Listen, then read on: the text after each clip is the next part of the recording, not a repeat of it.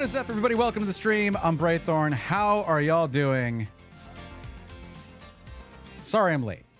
I was doing something pretty fun. It just went on longer than I expected.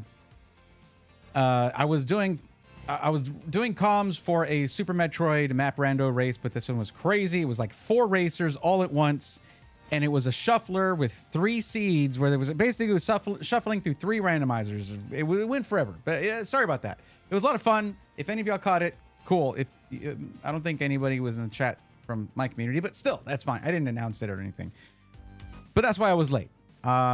Anyways, I'm here. Hi. What's going on, Chris? Thank you for hanging out over there in the YouTube chat. I appreciate you. And by the way, Natty, I'm not muted this time, so we're fine. Bluesionic Wolf, welcome in. Natty, of course, welcome. Lone Vaquero, how you doing? But yeah, you were like trying to. There's a name for the community. It's the Swarm. It's been that for years. But yeah, which makes me mad because like I like Vettel and Neurosama, and I don't know how long they've been streaming, but I think it's less time. But they're a massive community, like one of the biggest stream team, I guess. It's Vettel and his AI Neurosama and Evil Neuro and all that. But they call their community the Swarm. Where's the bee? Huh? We have a bee mascot. Why are you the Swarm? What? It doesn't make sense.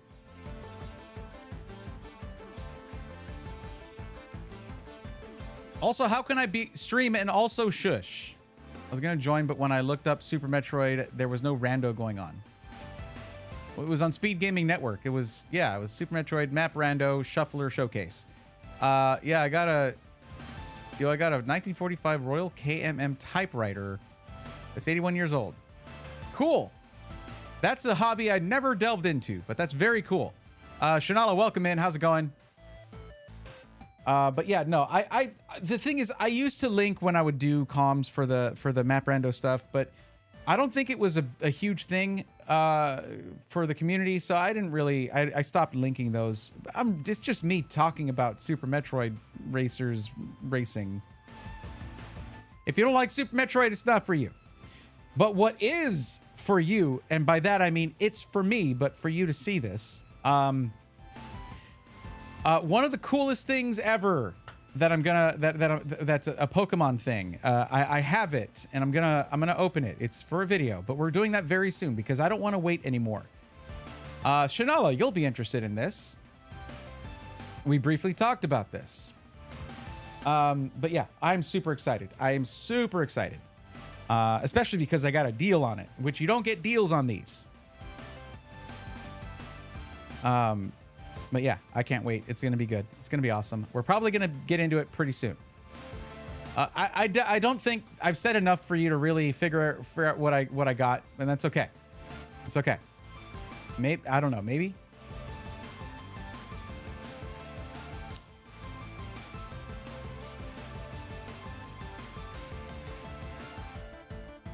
Again, I really need to get chat like on a monitor down here, so it looks like I'm looking right there where the newest chats are, but chat is up there, so it doesn't quite make sense.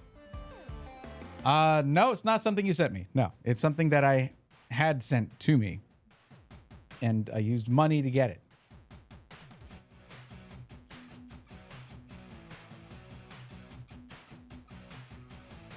Oh, okay, got it. Yep, totally got that reference. Love Harvey Birdman though. Harvey Birdman is great. Okay, but no, it's really cool. Like, it's really cool. I think you guys are gonna like it.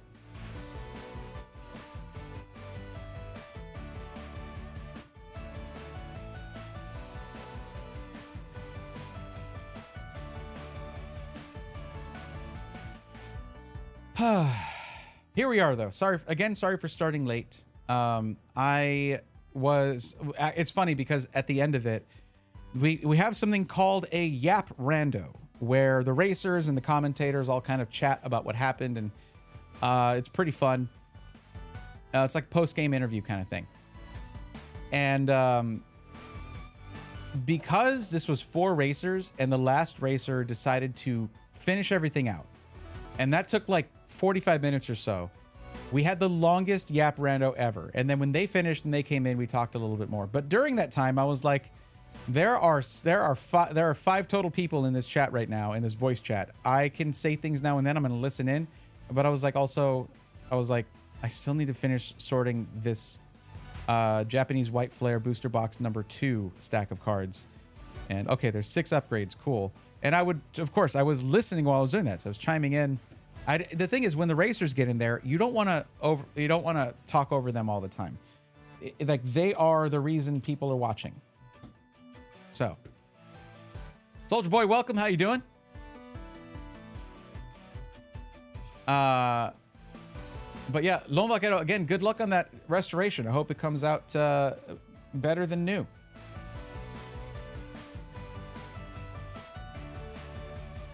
Okay.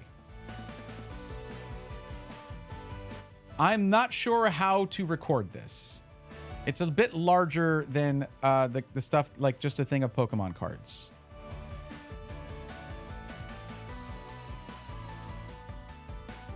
But I think we got it. I did kind of clean up a little bit extra around here so I'd have a wider shot from the top. So I think we should be good. Okay. Let's go ahead and jump into it. I want to do this now. I've been waiting. This thing has been sitting there for like 2 days. So I've been going out of my mind. Okay, let's do it. Let's do it. Okay. Perfect timing. Stop the music right there. No! I said stop. You have to press a button twice sometimes because the button for VLC to play and pause, sometimes it's already playing, but the last time you pressed it, you didn't start VLC music by pressing it. So it presses play, but it's already playing, so it doesn't do anything. So you have to press it the second time to then switch around to pausing it. Okay, cool. All right, cool. All right, great. Hope you guys are doing great. Hope you guys are doing well. Thank you for those who joined for my first Nuzlocke ever, for the beginning of it on Sunday. Boy, that was something. I lost 2 Pokemon already, and we're not even like out of the first couple areas. We haven't even beat our first gym yet, and I've already lost a couple Pokemon. I've watched Nuzlocks before. I know it's like that. That was rough, though. So I'm talking TCG. What it was an agent DMG's stream yesterday. Someone paid for the pack ripping thing they do and pulled the card they had a bounty up for and got paid $3,000. Got to say, got a little bit jealous. Wow. So who gets the bounty? Agent DMG gets the bounty, I guess? Or the viewer? I don't know. I don't know how rip and ship works. I just know it's like buying cards, except you don't get to open them yourself. Not really for me. You know? It's cool. Like, it's a whole segment of that. Like that, it's like a whole sub niche to the niche, but like, yeah. Agent DMG had bounty up for a card. The viewer paid them to rip a pack and pull out the card. AMG, wow, they paid them for the card. Oh, that must have been a crazy card. Was it even Pokemon? It sounds like pricing for like One Piece.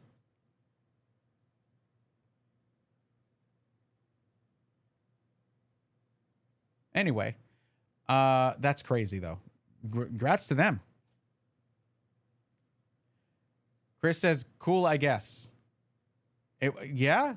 I don't know. No, it was high school DX. Oh, okay. Why is that even a TCG? Okay. Sure. Huh. There's a lot more TCG stuff than I thought. But okay. All right. Well, let's do this. This is going to be fun. I promise. All right. Chair is sinking again. Okay, that's better.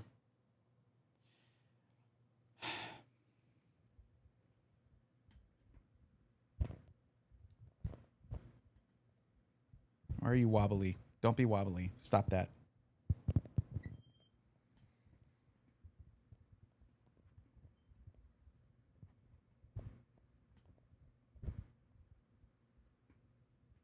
Perfect. not wobbly anymore. Okay.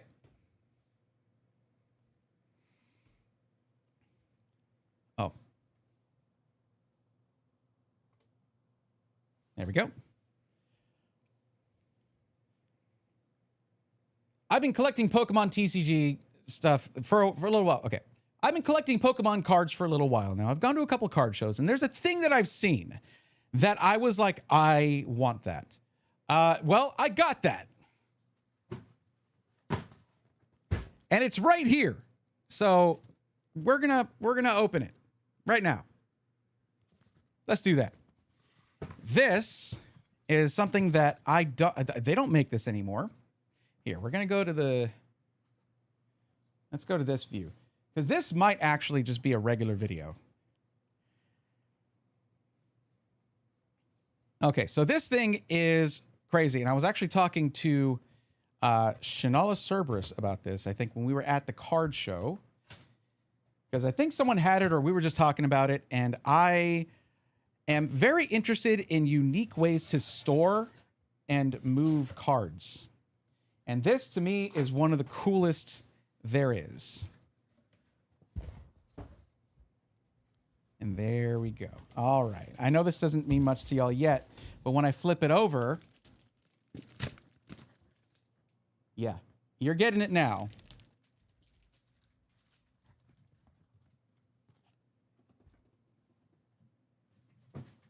This, oh, hi, I'm over here. Hello, welcome back. Okay, this is a fairly rare item that I actually got for way less than the price I saw on tcgplayer.com. It was on there for $500. I got it for, I don't know, 3/5 of that on Walmart from a third-party seller on Walmart, of all places, with good reviews and everything. So, yeah, this is basically somewhere out there. Giovanni is very angry and confused because I believe that we have his attaché case here. What's up, Cherokee Vapors? Welcome in. This is very well packed. I will say, like, very well protected, I'll say. This is an actual, metal briefcase or attaché case. I don't know what this is about.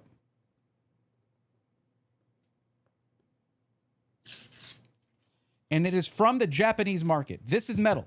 This right here is actually metal.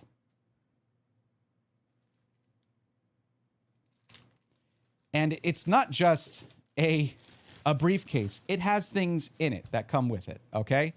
And we're going to look at that right now. Let's see here. So this is kind of protected right here. We can just kind of slide that off. You've got your metal latches. And let's open it up. There we go. And this comes with a full booster box of the glory of Team Rocket, or basically the Japanese version of Destined Rivals right here. And we're going to be opening that too. So fun. Yes. Cards. There's more in here though. So this is just kind of to hold that in place. Just some cardboard here to hold that in place. I'm covering. Hi. Thank you, camera, for not going crazy here. I appreciate that. There. Got that out of there. But there's other like containers in here. There's a a place to put things there. There's a pouch here with a zipper. There's this right here. I don't know what I would put in there, but like maybe like dice or decks or things like that. You have a separate container right here that, oh, it's fixed in there. Okay. There you go. You can store cards, whatever. This is mostly for cards. Yeah. And I don't know. This is a divider, it looks like. I don't know where it goes. There's no instructions. There's no instructions for this. So, yeah. What are you? What is this?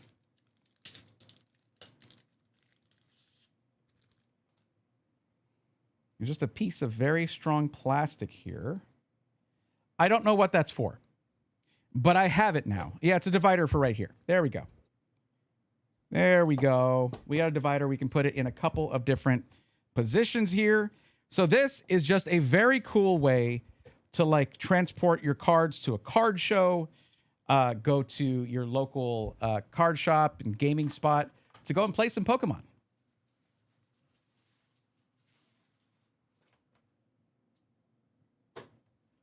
Natty, I literally say every time, as Cherokee says, welcome to the Swarm. I say it every time. The Discord is called the Swarm. What do you mean? What do you mean? You must be new here. Okay, so this right here has really, I want to see how other people have used these to kind of maximize, like min-max the space usage and everything, but it's super nice. Like, I got to say, the materials feel top-notch. And yeah, it's actually metal on the outside, but that's just part of this. So that's neat. There you go.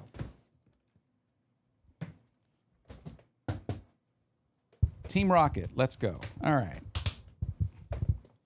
But now we get to the other part of it, which is, again, an entire booster box of the glory of Team Rocket, Destined Rivals. This set is super popular. And of course, these Japanese booster boxes are going to have a better hit rate than your average English booster box. And I cannot wait because there's, what is a sneaker dunk? What does that mean? I don't know what that means. I don't know what that means. Sneaker dunk. Okay. But yeah, for sale in Japan only. Which is what every Japanese booster box says. And somehow they make it out to us here in the US and other places all over the world.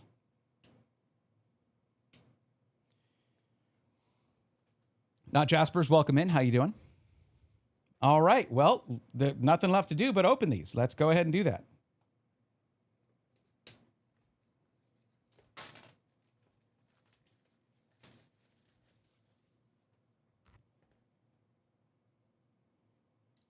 And just in case this is a short, how about I throw this in there? In the next video. So get subscribed or hit follow so you don't miss that. See you then. Okay, there's the cut to the next video.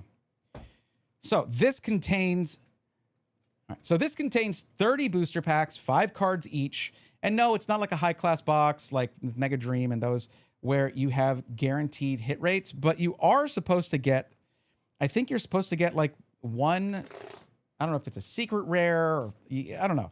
I've had really good luck with these, knock on wood. So I hope that continues.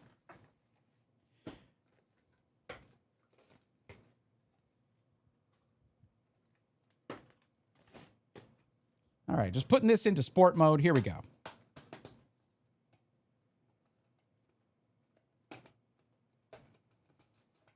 All righty then. Okay, let's rip into it. Let's go.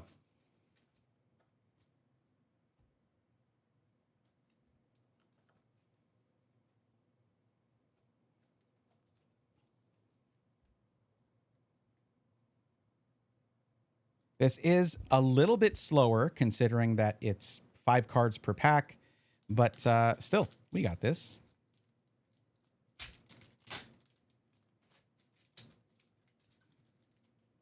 Should be 1 card to the front for a little pack trick here. Okay, cool. Starting with a trainer card I can't use. Okay. Kangaskhan. Okay. Yo, right off the rip. Spite Ops illustration rare. Right off the start. First pack magic as usual. Look at that. That is so sick. I'm not a big fan of Spite Ops. I'm not a big fan of Spite Ops in the game. It's really creepy, but in the cards, it's actually pretty cool. I just don't like spiders. There's so many spider Pokemon. Knock it off with the spiders. But there it is. First pack magic right off the bat. It's a big old upgrade for Spite Ops in the Pokedex. Listen, you're not supposed to acknowledge when you have pretty good luck. But if you're wondering about that, watch my Japanese White Flare unboxing pack opening. All right, there you go.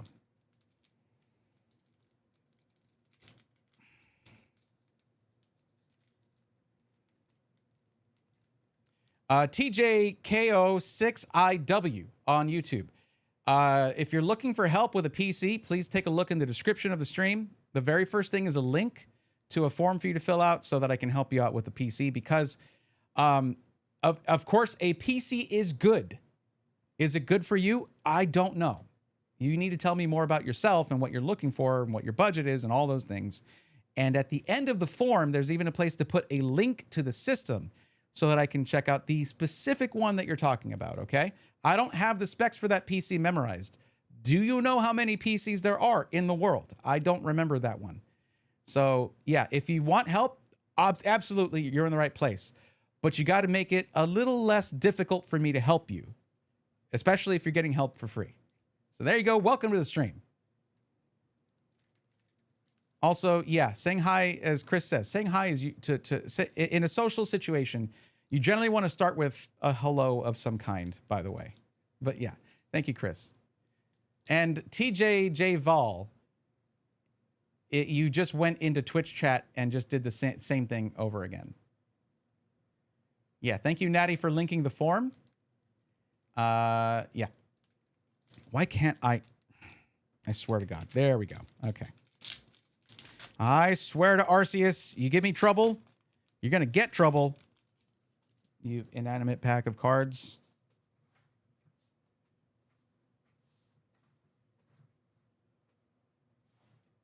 I was like, what's getting in the way of my bucket for pack trash? It was the suitcase thing. It was the okay. All right. Maybe I make that my carry-on from now on.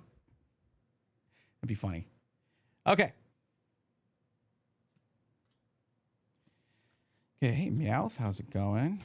Okay, that's okay. There's gonna be some of these. Like if you're used to English packs, then you're gonna be like, where was the 2 reverses and the holo? If you're just used to modern Pokemon, no, it's not like that. But the hit rates are overall better.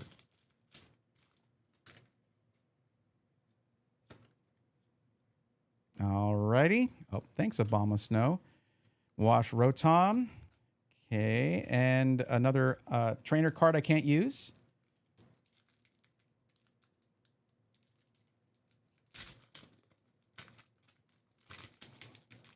That would be pretty cool. That would be pretty cool. But also, like, at the same time, it could be just like, why didn't you just put a laptop in there, right? But no, I mean, actually, that sleeve could hold a laptop. That sleeve that's on the lid could hold a laptop. But no, I don't think that I didn't consider that already. It would be pretty cool. I thought about putting a little PC in there, and then I realized who's going to send me parts? Nobody's doing that right now. I'd have to buy all the parts myself, and they're super expensive right now. Okay, there we go. Got Persian EX. That is a new EX for me, and probably an upgrade for Persian. I'll call that a hit.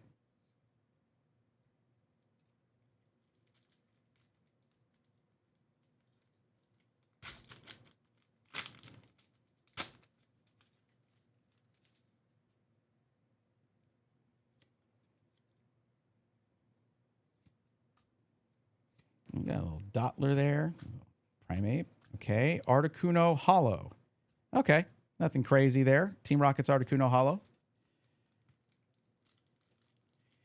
These do take a while because of the number of cards per pack being pretty low.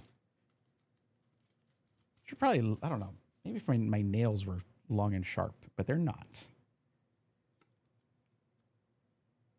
That might be easier though, if it was. Pineco. Eradicate. Oh, okay. Another trainer card. All right. This is why I usually do mega packs of these. Now let's do this one. Maybe the last 10 packs we'll do a mega pack.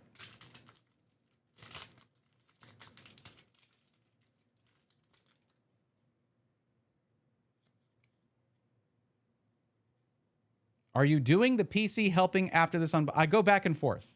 I go back and forth. Look at the title. It's PCs and Pokemon. I go back and forth between forums and helping with PCs. The thing is, very few people have been looking for PC help, so it's been mostly Pokemon. That's just how the industry is right now. What's up, Fortress? All right.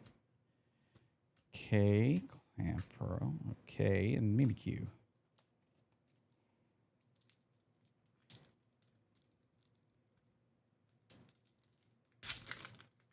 It's going slow. We're taking it slow. It's fine. I mean, maybe the Mewtwo is in here. Maybe it is. I don't know. It could be, honestly. Okay. Oh, snap. With a Satitan Ultra Rare, or Secret Rare. Satitan Secret Rare. Absolutely rad. I do have this one already, but it is actually a sick card. I love the cyan line art on this. It is actually gorgeous. Super nice card.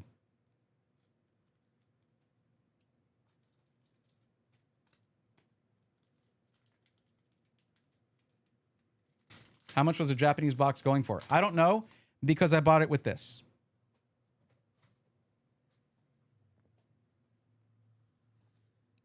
I'm zoomed in. But I got it with the Team Rocket attaché case. All told, the thing altogether was like $300. But it's a collectible item. And on TCG Player, that's the same thing was $500. So I actually found a deal. And it's also a Japan-only product. So that is going to be expensive in the States.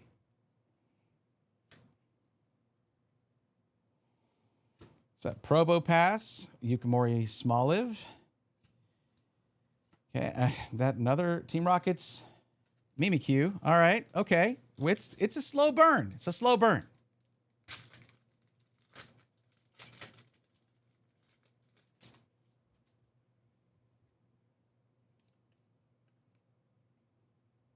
Team Rockets Botherbot. I just like the name of that trainer card. Breloom, Dotler, Torchic, Houndoom. Okay. Team Rockets Houndoom, excuse me.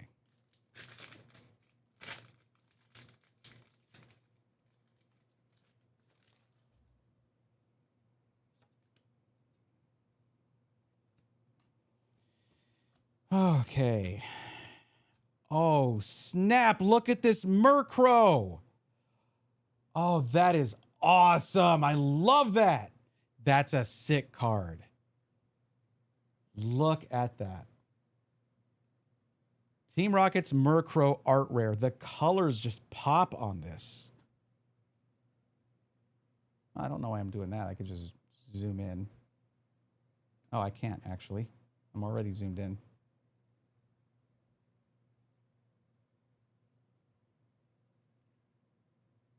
Look at that.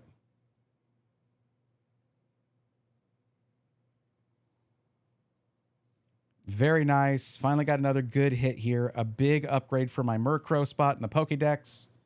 We take those for sure.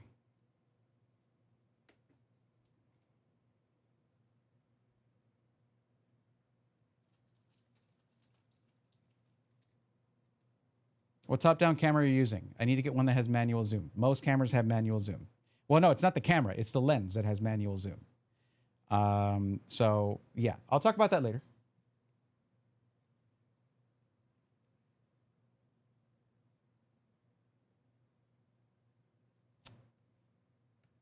Stop it. Man, I'm really zoomed in here. Oh, it's because I didn't do this. There we go. With the digital zoom.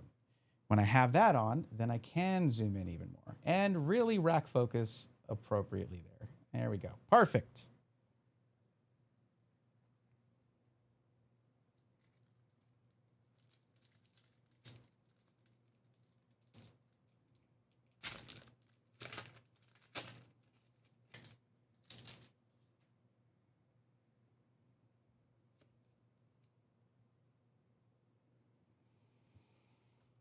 Okay.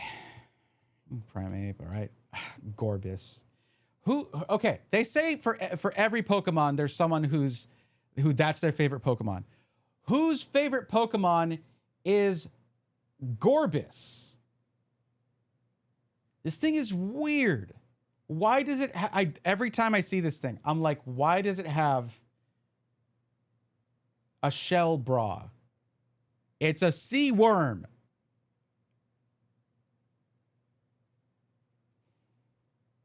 Yeah, webcams, I've tried that before for top down. It's just generally suboptimal because any zoom that you have is usually just going to be a digital zoom.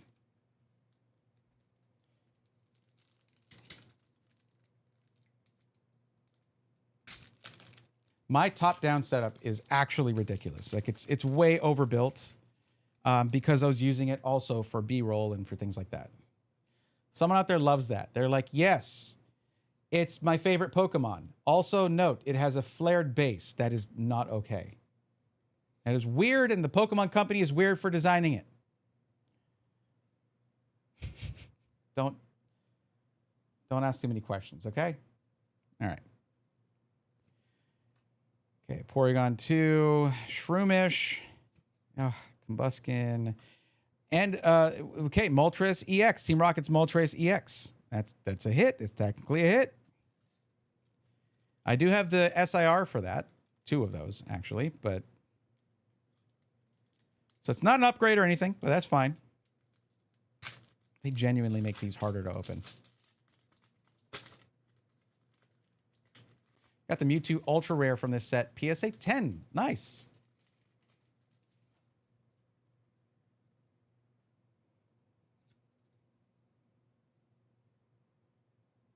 I have the Hyper Rare. So the gold Team Rocket's Mewtwo, not the SIR. So the SIR obviously would be a huge hit. Like that's, yeah, even if it's not in English, it's still a big hit, but you know, we don't count on that. Unfortunately, I have opened a lot of Destined Rivals, so there's not going to be any new Pokemon or anything in here for me. But this came, I really, the attaché case was the main goal. Like I really wanted that. And it's not practical. I understand this. You can say in the comments. I will agree with you. But yeah, I've thought of a couple fun things to do with it. So we'll see. Okay. Oh, Team Rocket's Houndoom. Look at that. Oh, I knew this box was going to be good. Yeah, I have the UPC one. Yeah. And my dumb self has bought 2 of those. I regret it intensely. Look at that Houndoom. What a card. Man, these are sick.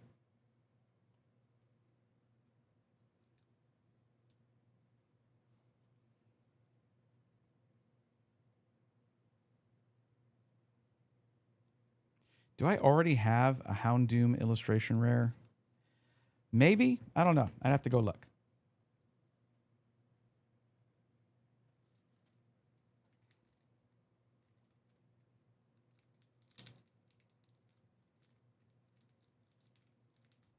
The thing you'll notice about a lot of these is that generally with Japanese cards, I hate to say it, but like the centering is going to be better. The quality is going to be better. The color is going to be richer. It just, they get a better print quality and better QC. I don't know. I don't think I'm the first person to say it.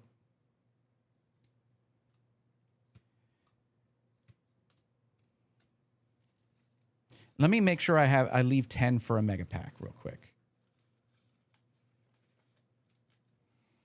So that's 1, 2, 3, 4, 5, 6, 7. 1, 2, 3, 4, 5, 6, 7. So I can do 4 more like this, and then we're doing a 10 pack. Basically, it's going to be a 10 card mega pack. It's just 10 cards, but it's going to be the hits from all of these, from the last 10. We'll do that at the end here. We're getting to the end already.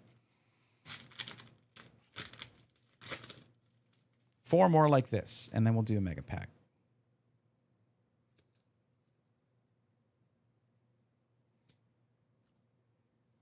Okay, Growlithe, Kangaskhan, Morotom, Ampharos.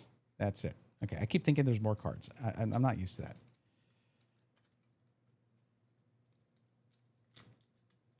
I bought a Battle Styles ETB because I wanted the red dice and sleeves when I play the TCG. Not even sure what packs the Battle Styles are. It's a Sword and Shield era. Pretty early Sword and Shield, I think. Not a super like celebrated set, but you know. By the way, welcome Panther. I see you.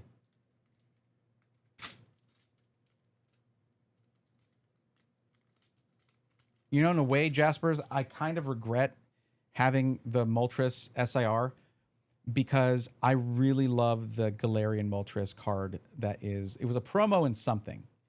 Such a good Moltres card. Hey, Yukimori. All right. Aracuda.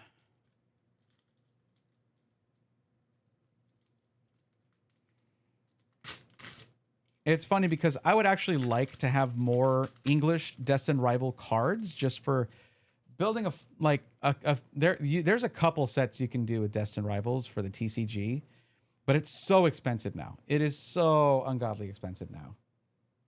Pretty rough. Okay. How many was that? I have one more that I can open like this.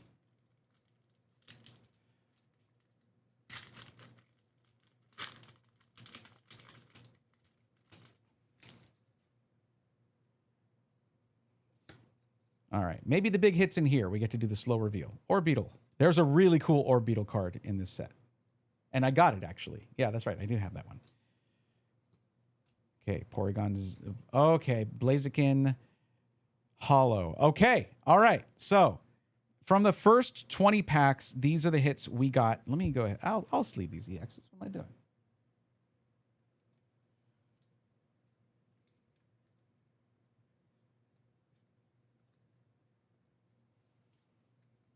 All right. Oop.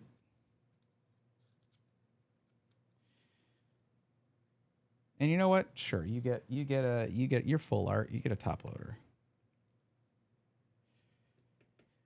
So this is what we got so far from the first 20 packs.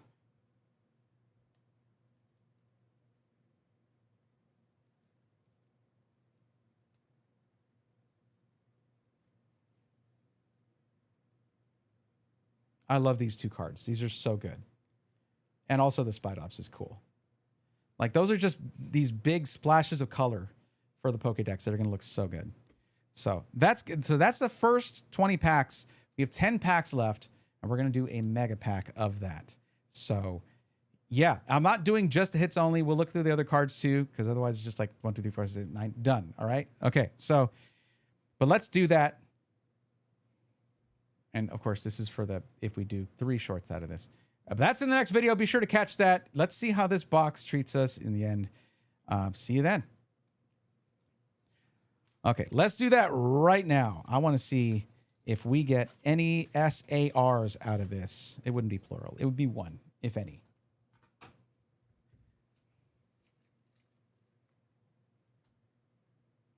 But of course, for those of you watching the video, you get to see the sped up version of this. So hang tight. I'll be done in a second.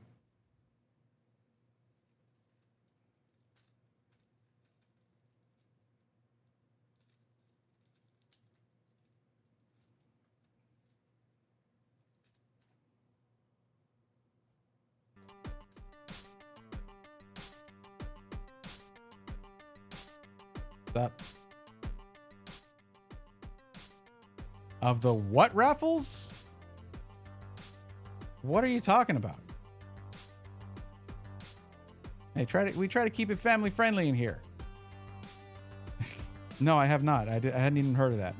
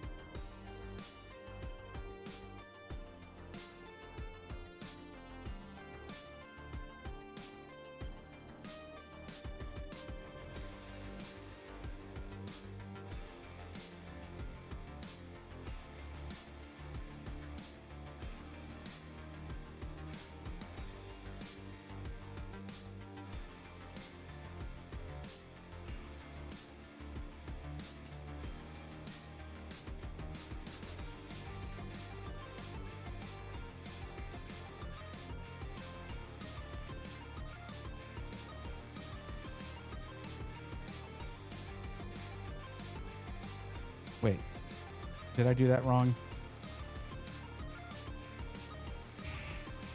Yes, I did do that wrong. 1, 2, 3, 4. There we go. I got to do the pack trick first.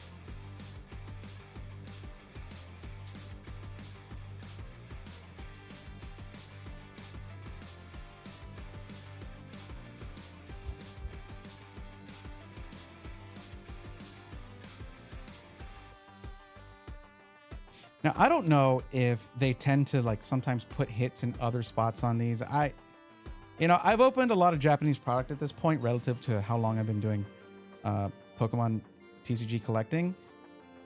But I still don't quite have a read on it. So we're still going to go through these, but fairly quickly.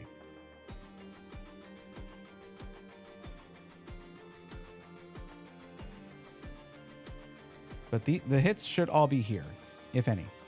There will be some.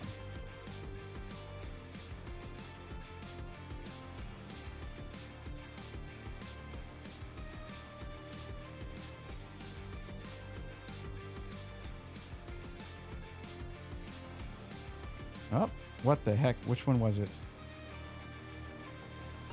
I don't know which card it was. It was like stuck in there.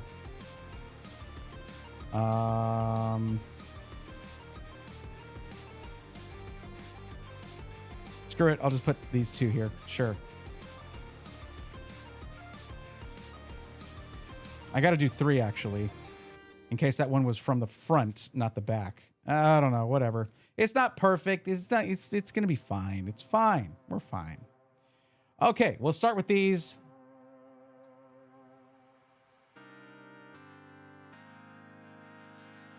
And we'll go through these fairly quickly. Let's go.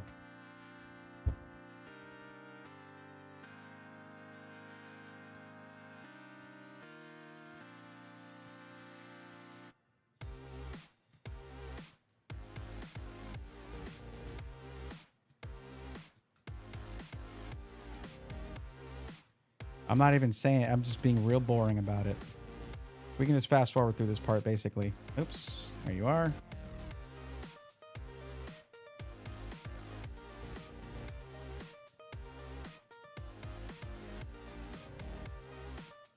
Okay, looks like I didn't accidentally leave any in here.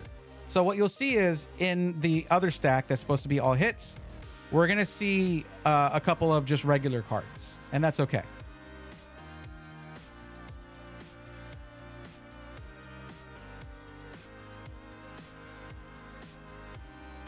But all right.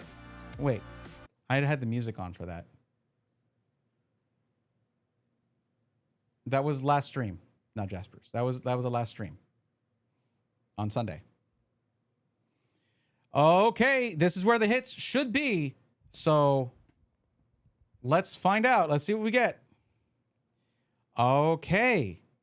Is that Nidoking or Nido? Okay, whatever. It's EX. One of the Nidos. Sorry. That's a cool Zapdos. I really like that Zapdos Hollow. But yeah, some of these are going to be just regular cards. Ooh, Arboliva EX. I don't know if I have that EX yet. We take those. Okay, Zamazenta Hollow. Spidops Hollow. We got the better version of that, didn't we? And I think that is going to do it. That's it. Okay, these are our hits. So as for art rares, in that one box, we got 3 of them. Pretty nice. You're supposed to be, I think, guaranteed 1. We got 3, so not too bad. And these are all amazing. Every one of these is amazing. And then 1 secret rare with the Cetitan and 4 EXs and a whole lot of bulk as well. But hey, you know what? It all that together, pretty nice with some really good upgrades here. I will take that all day long.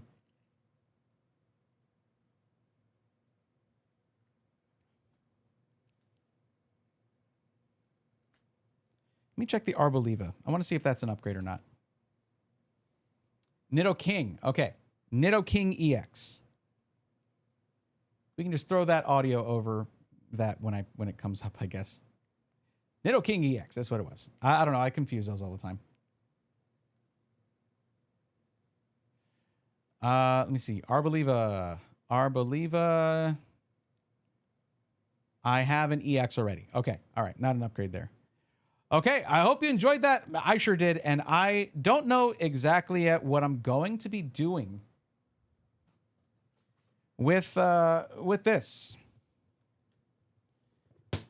Okay. Why did it lag so much right there? It's what are you putting in the effort to lift this? No. I'm not sure yet what I'm going to be doing with this. I should zoom in just a bit to show the...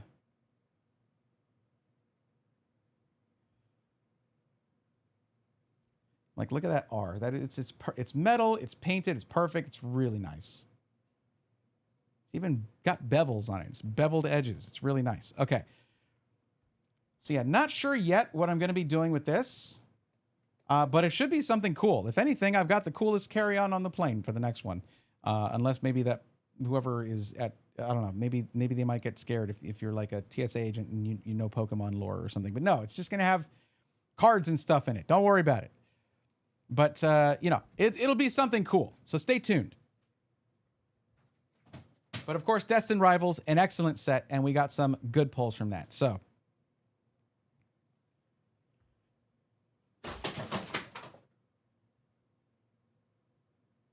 don't worry about that. That's fine. Anyways, I hope you guys enjoyed it. If you haven't already, hit subscribe or hit follow, and I'll catch you in the next one. Till then, take care. Yeah, it's a pretty solid box. But man, that is a lot of bulk right there. Good Lord. And it's all Japanese bulk. I can't use... I've started to get less... Like, I'm starting to get more into deck building. I haven't gotten a lot of playtime in yet, but I've gotten more into deck building. So, like... I don't know. It's weird. The way I am about that stuff, it's like I want to understand the deck I'm going in with and playing with, or multiple, actually. So I'm kind of prepping on that, watching videos, things like that. But it makes me want to get more English product. So I've got, that's why I have that extra ETB for Perfect Order. Like, not like I haven't opened enough of that. I opened quite a bit. But there are still some cool cards that would be really cool to have to actually play. And with, like, I still have some Ascended Heroes to open. Lots of good stuff. So that's why you'll see me maybe leaning a little bit more towards English products wherever I can get them. If they're too expensive, then no, I'm not going to do it. But, like, still.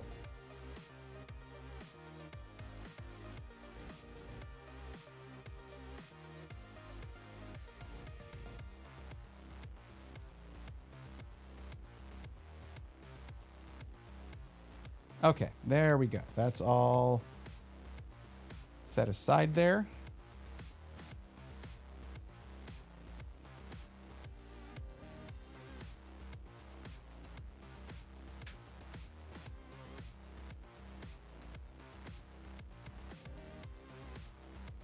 And now we can do the thing. We can talk about computer stuff. Why not? Japanese bulk is what they call the sushi only diet for body. Yeah.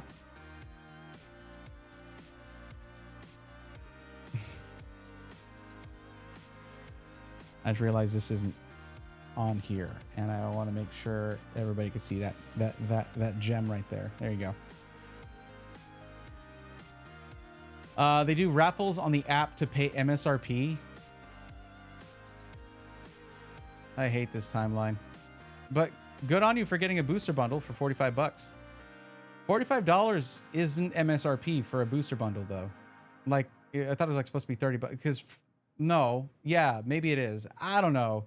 I just know that ETBs are like $59.99 or $50 depending on the ETB.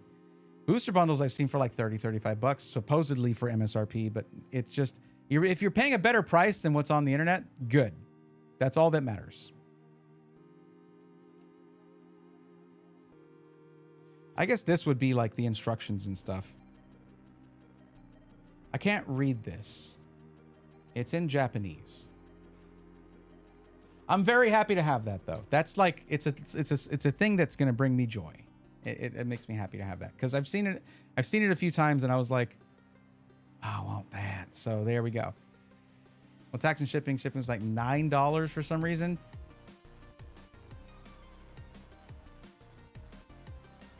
Yeah, that's kind of a lot. Yeah, I got you. But hey, It's still cheaper than buying it on TCG Player, right? Okay. Oh, there was a hydrate 50 minutes ago. I missed that. Sorry. So who is... Let's take a look at the list, and I need to see who was waiting for help there.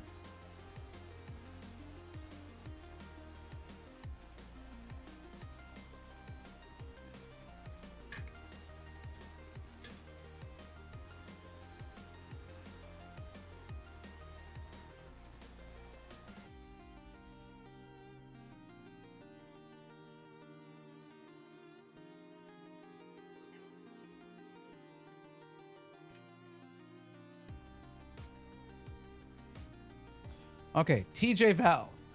Sorry. I did commentary for 3 hours earlier, so my voice is a little fried. TJ Val.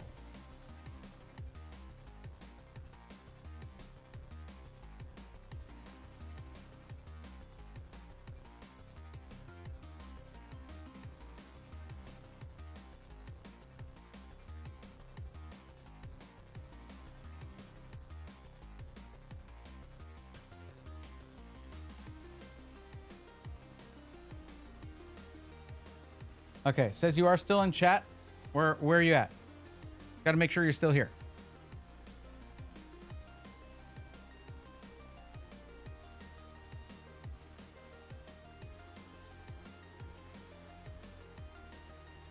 Why? Why is it doing this again? Okay, there we go. It's like I have to have it loaded for chats to start showing up there.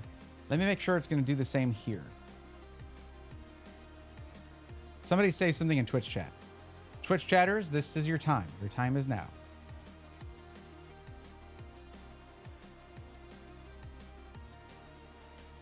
Okay, TJ, you're here. Good, good. I will mark you down as here. There we go. There we go. All right, yeah, it just needs a little kick to get going, I guess. I forgot that I changed that. 1 second.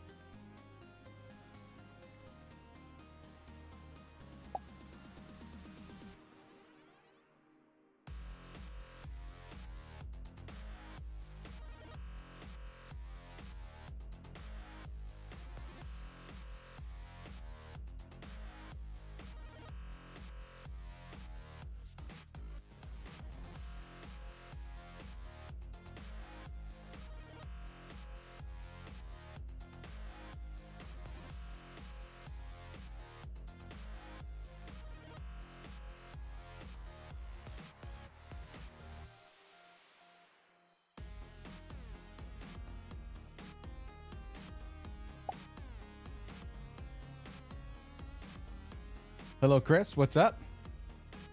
Thank you for being here. I am also here. Whizzle Wazzle. Amazing, Shanala. Thank you. Panther, thank you for... Is that... I keep thinking that Shroud. Is that Shroud in that emote that you use a lot? It's... Yeah, that's one of the Twitch ones. And he would have an emote. Yeah. Picked up a Paldea Adventure Box today. Not sure what packs it comes with, but has a cool Pikachu promo. Nice. I really feel bad for anyone who decides to undertake collecting every Pikachu card. That's a special kind of crazy. 800 cards, and every set there's Pikachu cards. There might be promos. There might be special things. You probably have to go find a Play Pokemon League reward or kind of thing. It's crazy. I could never.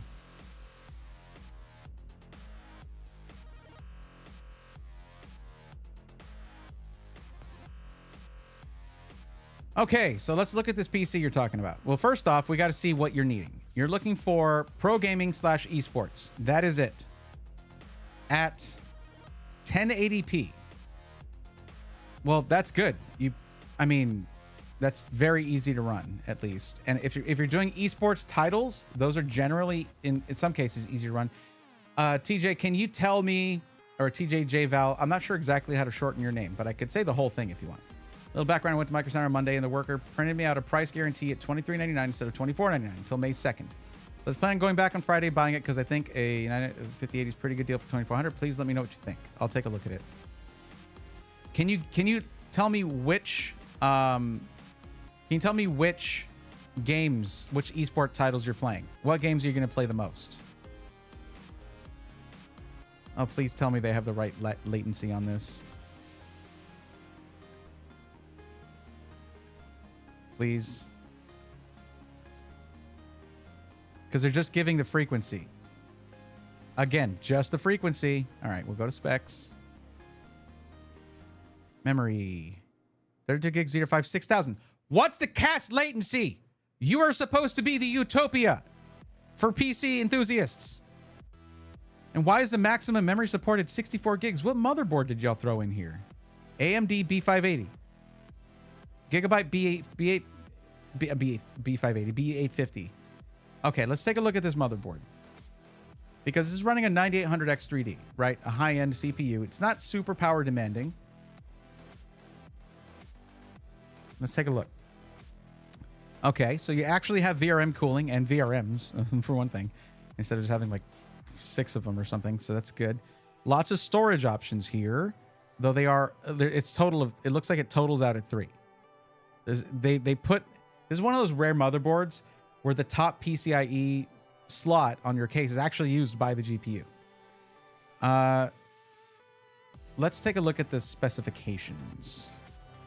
Actually, no, hold on. I want to see what the IO is like. It doesn't matter much because you're just gaming on it. That's not bad. For just a strictly gaming PC, this is more than enough. Okay. Hold on. You're telling me in 2026, on a modern chipset, you're running gigabit LAN? I mean, most people don't have more than gigabit internet, but 2.5 is like the minimum now. Okay, so AX Wi-Fi, Wi-Fi 6E. Oh no, Wi-Fi 6. It's Wi-Fi 6? Okay.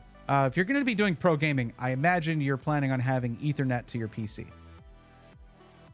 Valorant, Call of Duty, Fortnite, CSGO. Call of Duty, you're going to benefit from the CPU at least, even higher resolutions. But at 1080p, you're using your CPU a lot.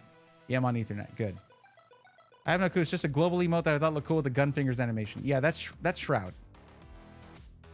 He's a gamer guy. He plays the video games.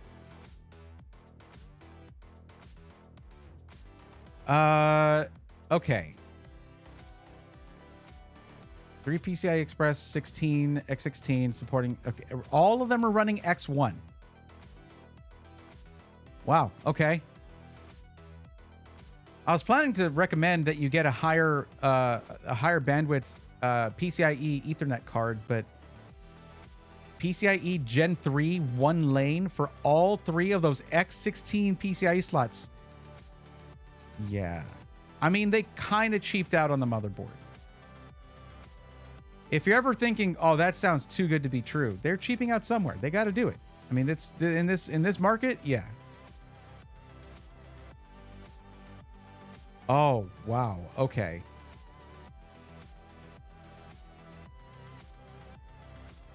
Six phases. Well, 6 plus 2 plus 2, whatever the hell that means. And it's okay. The power delivery on this motherboard is not great. When you have fewer phases for your power delivery, fewer VRMs, they run hotter. Thankfully, you actually have heat sinks for that. But I'm guessing if we look at this from an angle, it's mostly hollow under this. And let's see if we can see that. Ah, they're being cheeky. They're not showing it. It's very likely a piece of aluminum that kind of goes like this onto the VRMs, instead of being a really thick, stacked heatsink. Very common with sort of, not necessarily, more budget motherboards that want to look like they have more robust power delivery than they do. They'll do this. Yeah, we can't tell because they won't show that angle. They don't show like an angle from the bottom pointing at it. Is that like a deal breaker? Or with a 9800X3D, I mean, It's an overclockable CPU. Do not overclock it on this motherboard. Do not use that functionality that the CPU has. The power delivery is pretty minimal.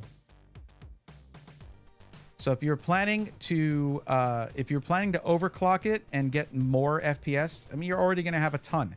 With a 5080 and a 9000X3D, you don't need to overclock it. But if you're trying to push more power through it, this is not the motherboard to do that with. Also, we have no idea if this is running DDR5 6000 CL30, which is what you want. If all they are willing to tell us is DDR5 6000.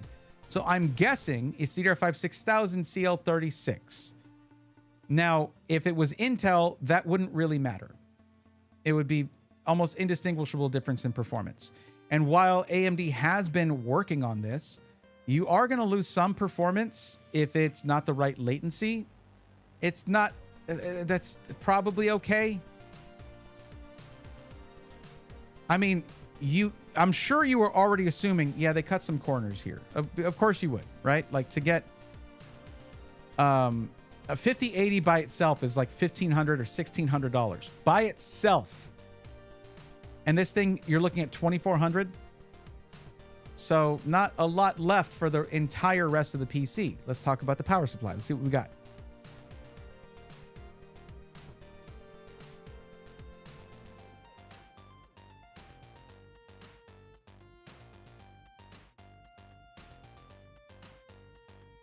$850.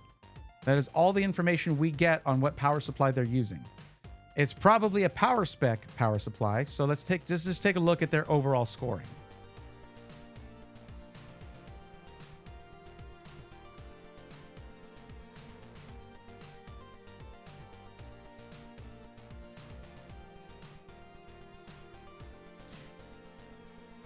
There is literally one power supply, maybe the C tier one, but not with a 5080 and a 9800X3D. For a 5080, I'd be going 1,000 watts any day of the week. 1,000 watts, easy. Just to give you extra headroom. It's a very power hungry very power hungry GPU. The only power spec power supply I would accept on that level of GPU would be if it was the GFM 850 watt. PS1 GFM 850 watt. But we don't know. They won't tell us. You have to literally go there and maybe ask them, hey, what's the latency on the RAM? It's not listed on the website for this computer-focused store. Are you Best Buy or are you Micro Center? Maybe don't ask them that way. Maybe be a bit more diplomatic about it. Here's the thing. When it comes to a place like Micro Center, if there's something they're not telling you, understand that it is likely for a reason. They cheaped out on the power supply, the motherboard, and probably the RAM as well, although it is the right frequency of DDR5 6000. You know, we don't know the latency. The amount of difference in FPS you'll get if you're not on 10 nanosecond first word latency or, you know, CL30 with this frequency is not enormous. They've gotten better about that. But this is just the stuff I'm supposed to inform you of.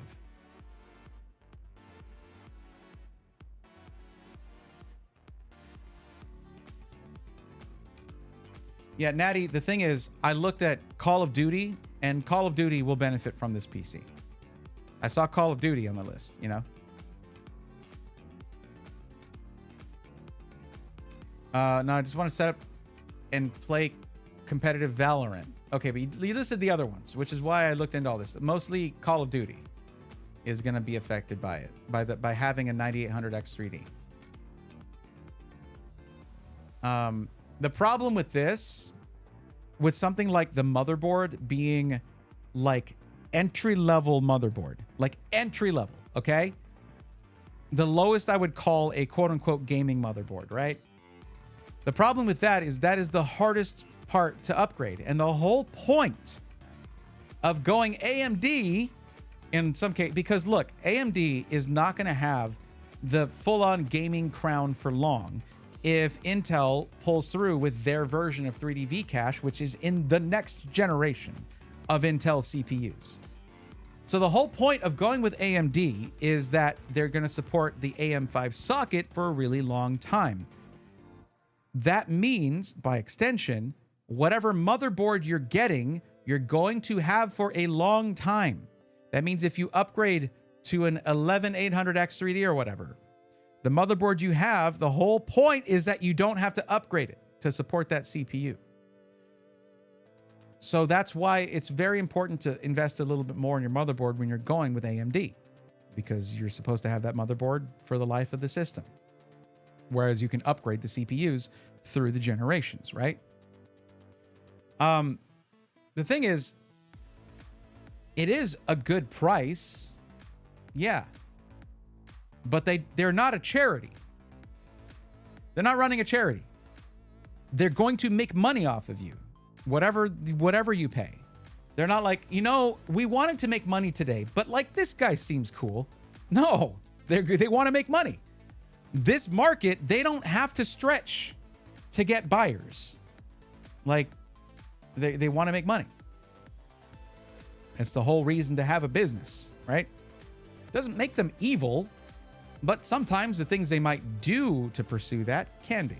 Now, I'm not saying putting a cheap motherboard, power supply, and RAM in something is evil. It's not. It's business. It's just business. I guess what I would say at the end of the day here is, like, you get to decide whether the stuff I just said, all the stuff I talked about, even matters to you as an individual, right? If you're going to get this thing and pretty much never open it, like, you don't have to worry about upgrading the CPU and whether the motherboard's going to support the next generation X3D chip or whatever. You're probably going to be fine on a 9800X3D for years and years and years to come, okay? People are still topping the charts with a 5800X3D. That is still in like the top 10 of CPUs on the market in gaming, in some game, in most games. So many caveats. If you're just like, the one thing that I would say is whatever power supply they put in here, rip that thing out of there. Put in a good power supply. Okay? That is the heart of your system, and the one that they gave you is like, probably, unless it's this one here that has the B+, even then, that's the max power they do. There's only 2 power supplies that do it. The PSX GFM 850 watt whatever gets a C. That's not the kind of level of power supply you want in a system with a 5080, okay? An 850 watt, if it's a PS1 GFM. So there's a PS1 GFM and PSX GFM. The PS1 GFM is the one that you quote unquote want, because it's a B+. That's nearly an A. That's good. That's likely what they have in here because it has a 5080. But even then, when I'm speccing out a system, if I put a 5080 in there, I put a 1000-watt power supply. So how much is that going to cost you? Well, thankfully, power supplies have not gone off the rails yet in terms of price.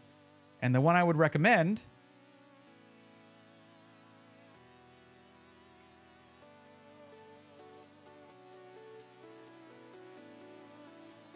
is right here. The Montec Century 2 Gold ATX 3.1 that gets a full A rating in the 1050 watt. Okay? But how much does that cost? I will tell you.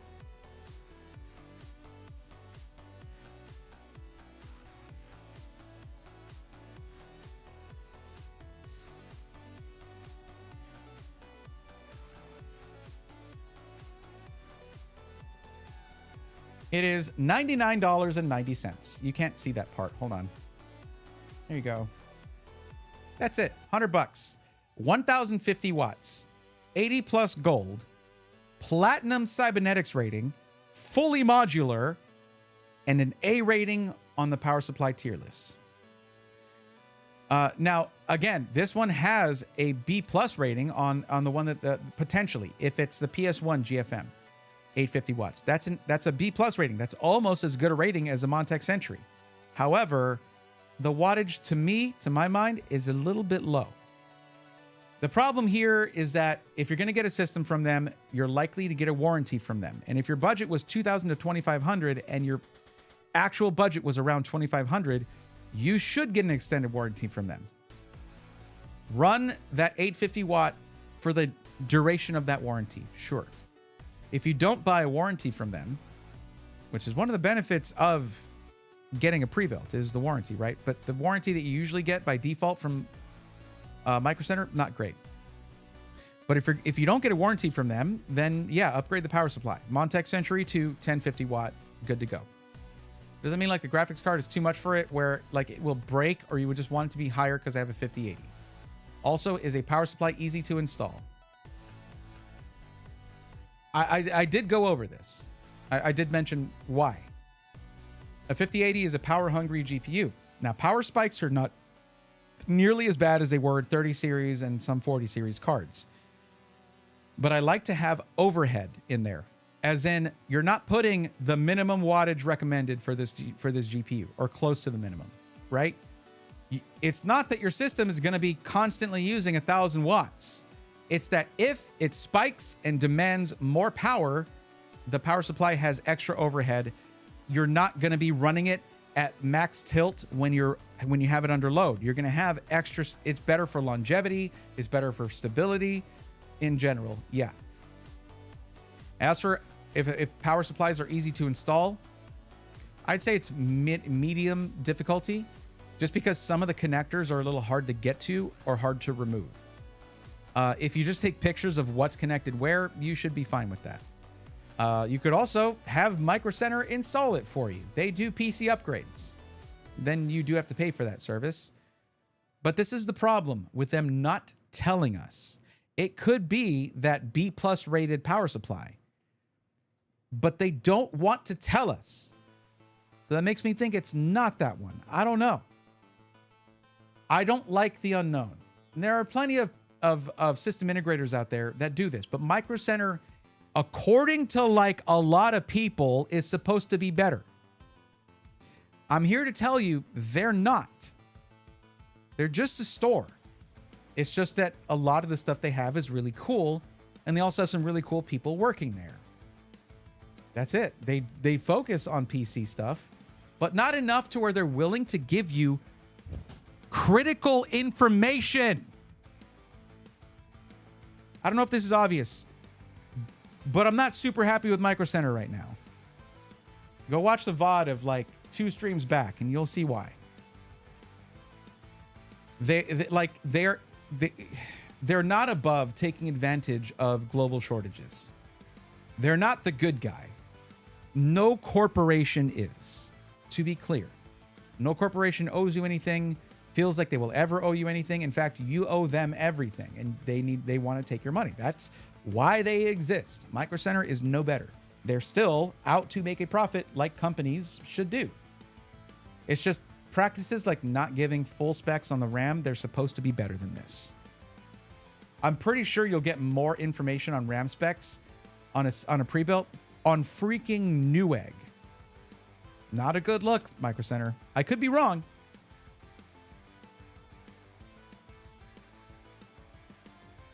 Not gonna lie to you, I was gonna talk about how Valorant's easy to run. It ran on my HD6670, and I was gonna exemplify I can run on a graphics card that predated the PS3. And then I checked it to make sure, and the PS3 released in 2006. The passage time is ruthless, and entropy is inevitable. Yes. Yes. And someone with very little experience building PCs. The PSU is not complicated to install. There's a lot of checking the motherboard manual to constantly and triple checking every connection to make sure everything was in the correct place. Because you don't want to put the connector in the wrong place. Alan Stevenson, what's up? Hopefully AMD memory controller is better in Zen 6. Arrow refresh support up to 7,200 megatransfers per second. Not like anyone can afford 7,200 RAM kits right now. True. The thing about it is, AMD just needs to focus on their expo settings and compatibility with things like 2 DIMMs per channel and stability. The memory controller should be better in the next generation, but like, I don't know.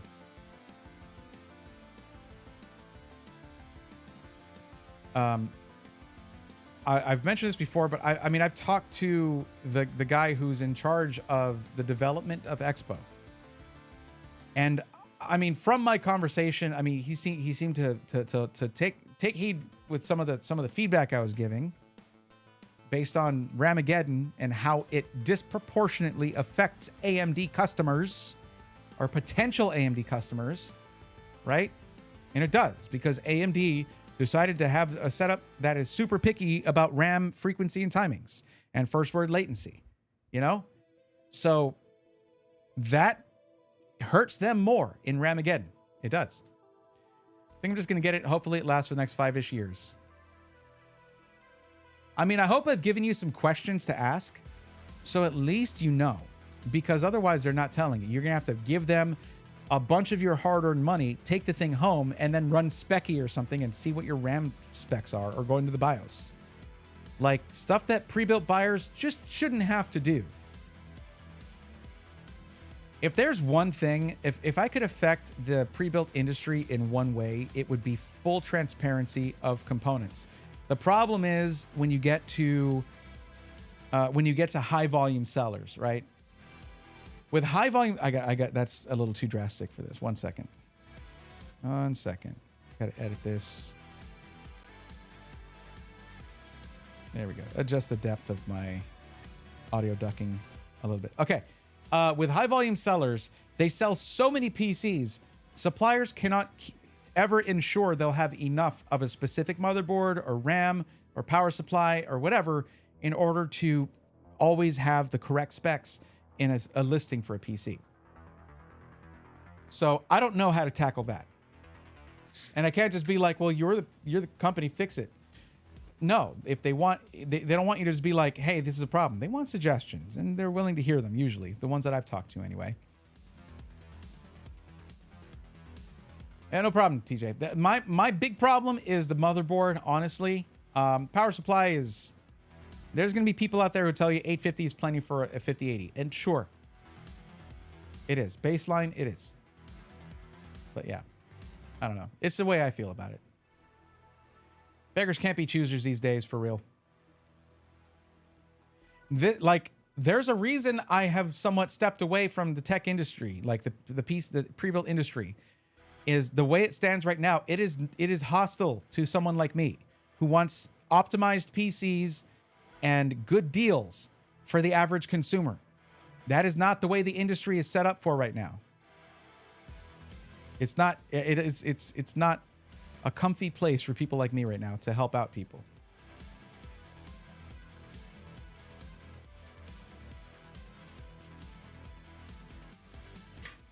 Which is great. We love that. It's awesome.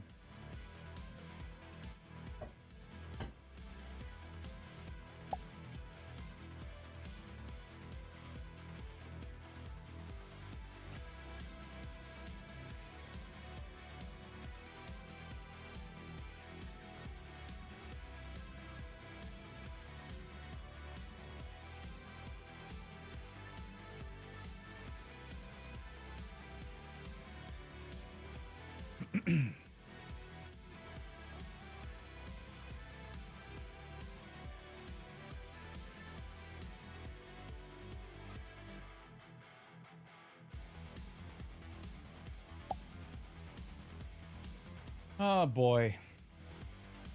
I gotta figure out what is going on with my transitions.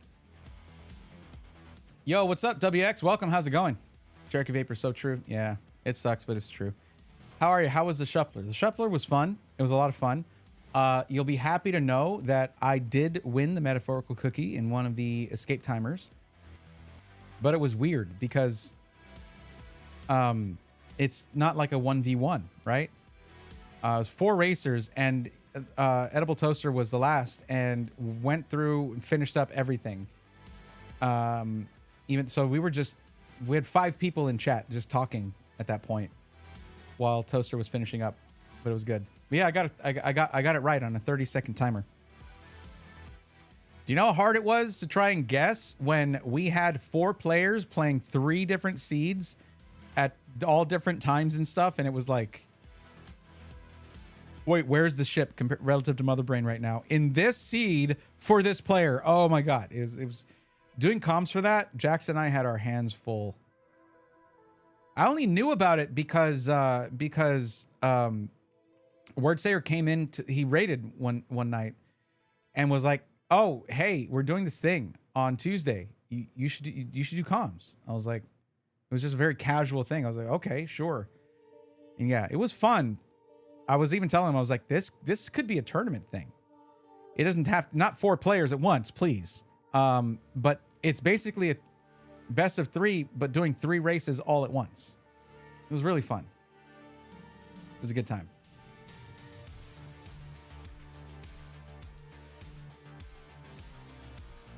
Natty, I do feel that.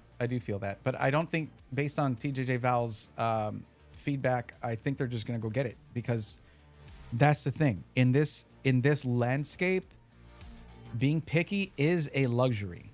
It really is. What I should have done is look at some options. I'm pretty sure Skytech could have something similar, but that wasn't really what we were doing, I guess. Exactly. Mic drop. There you go. Thank you, Chris. Yeah. I don't know, man. Stuff be messed up and whatnot. You can quote me on that. I don't know. It's since, I guess, probably shortly after the last Legionnaire sold, and I was really starting to look at things. Like, I have felt unsettled in the PC industry and trying to talk about it. I have felt like I can't do my job here.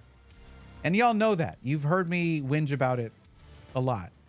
I mean, after doing something for what, 5 years, suddenly having that rug pulled out from under you is like,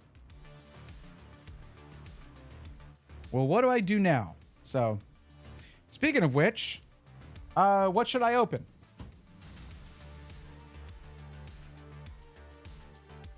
All right, we'll do the thing again. I'll show y'all all the options and y'all just pick something. I didn't do the wheel. I didn't set up the wheel. I could do that right now. I'll do that right now. Let's do it. We haven't done the wheel of whatever in a while. Wow. Alliteration. Awesome.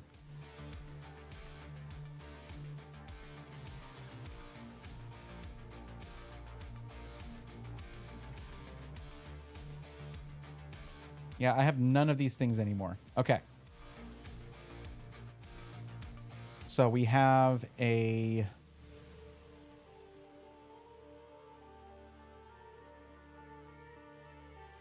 Perfect Order ETB.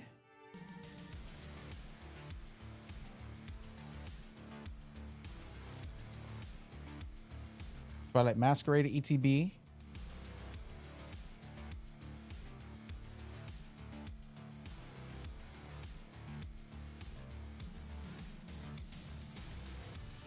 Ascended Heroes DPC.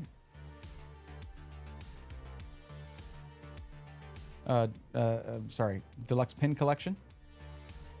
And we have Astral Radiance.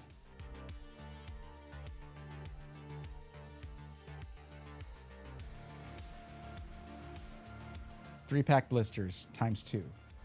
What else? Anything else? Anything else? I think that's it. I think that's it.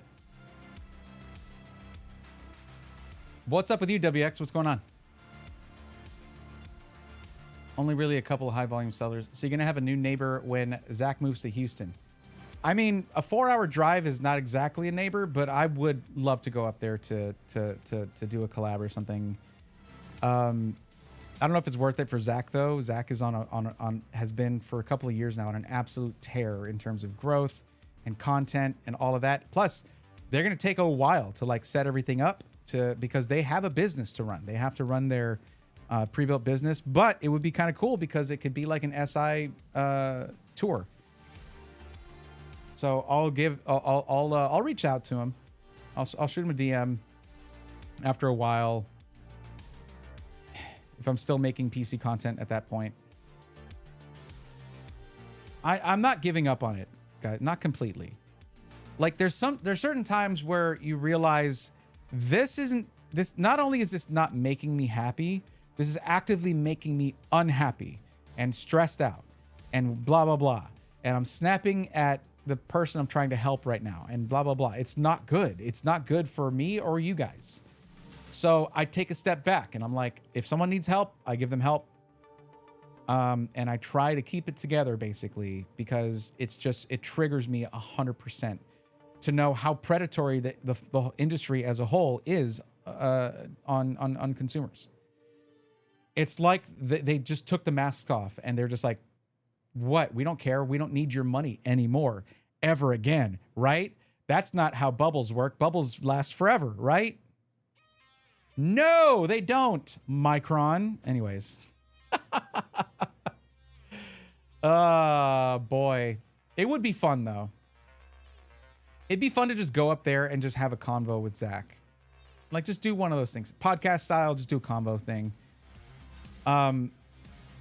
What I did at CES, if y'all remember that content, I didn't focus on companies whatsoever.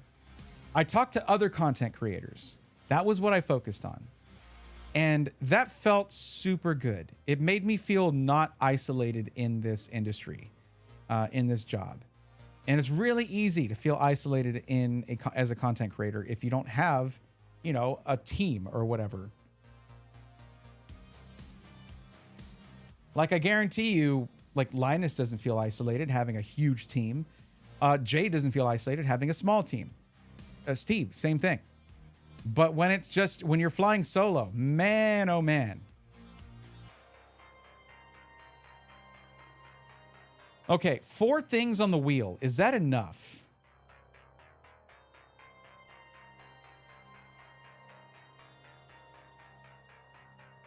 I'd say so. I mean, if I think about what I want to open, offhand, I can't remember what Astral Radiance thing I needed. Like why I bought Astral Radiance packs. But there was something. Oh, I need to not do that. Kind of need that for the desktop here. Yeah, I know there was something I needed from Astral Radiance. Collecticon is in November. That could be fun. Shanala, by the way, I didn't realize how quick that the deadline for the interest lists for Worlds would come and go. I didn't submit to it. I didn't submit for the interest list for Worlds. But apparently, a lot of people, even pretty well-known Pokemon creators, are being told no. A lot of people. They're going to have one-day passes, and because I have friends up there in San Francisco, I'm probably going to go just to do a one-day IRL stream.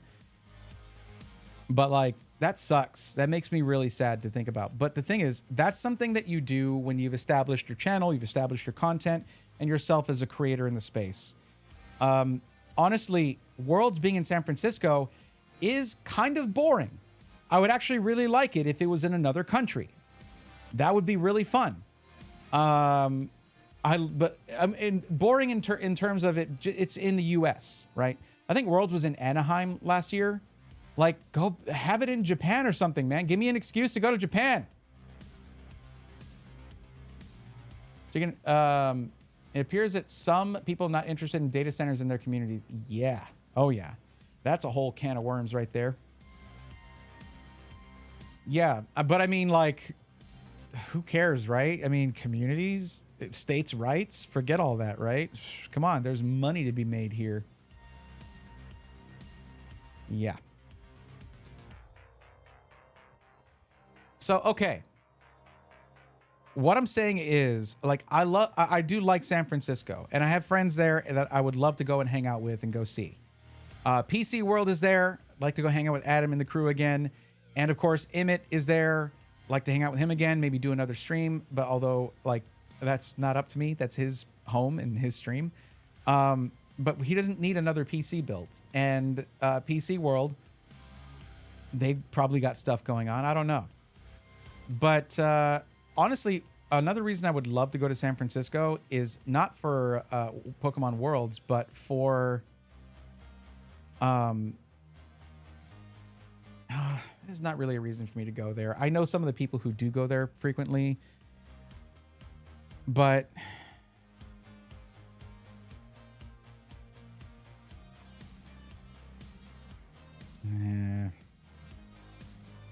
I don't really, it's not really my content. I don't know, whatever. Rice-A-Roni is there. Oh my goodness, the San Francisco treat. Peckish, what's up? Welcome. That says they'll open a single day interest signups in summer, but I'm wondering if you can just go to the convention part. That I think that's what it is. They're trying to control the amount of people that can go because it's going to be too many people. You know?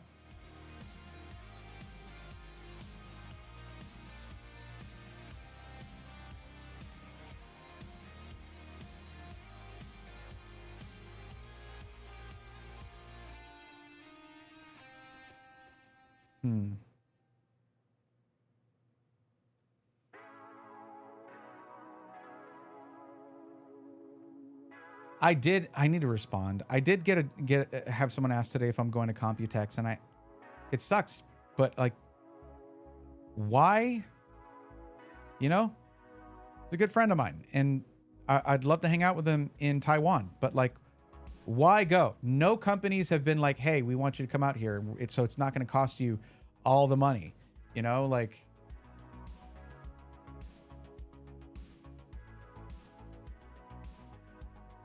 It's just going to be AI. It's going to be all AI. It's just going to be a big old AI circle, drum circle. Dude, I'm so mad. The place I get Kit Kat boxes from hasn't had a box in stock in over a month. I'm going to punch a pillow. Punching a pillow. Very therapeutic. I highly recommend it. Also, like addiction therapy. Also good. I highly recommend it.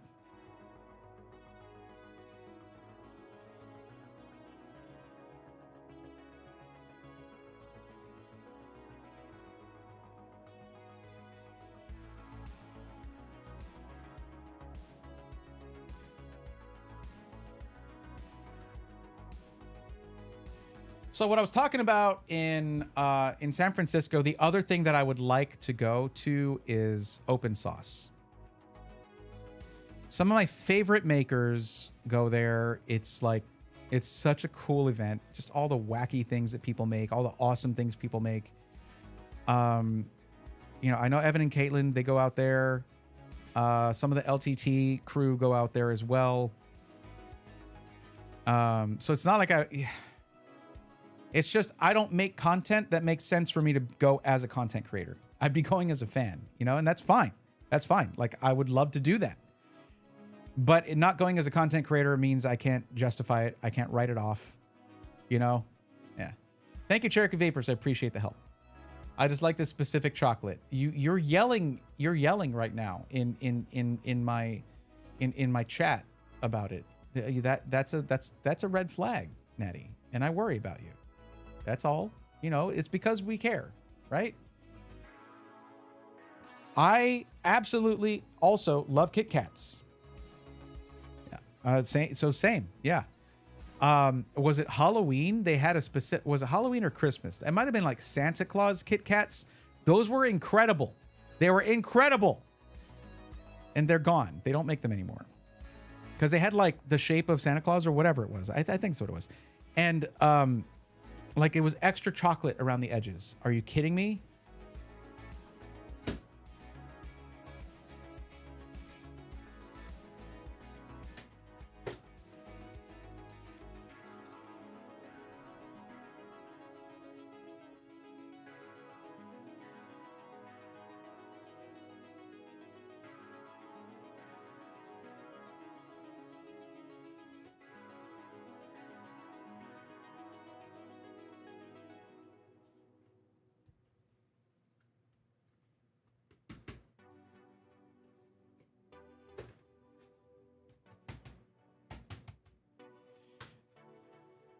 Kind of just really want to open Astral Radiance.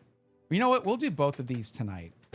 These ETBs are just going to be hanging out here, man. They're just chilling. Only the dark chocolate Kit Kat? I don't know. They have pretty good milk chocolate. I'm not a big milk chocolate guy, but like it's pretty good. The birthday Kit Kats are good too. Never had it.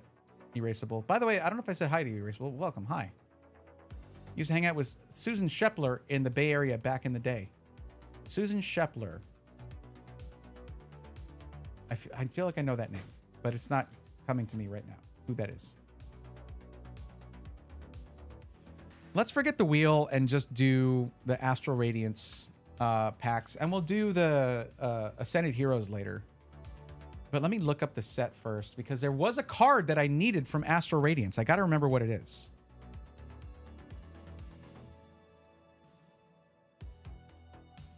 Poke data. Okay, I moved my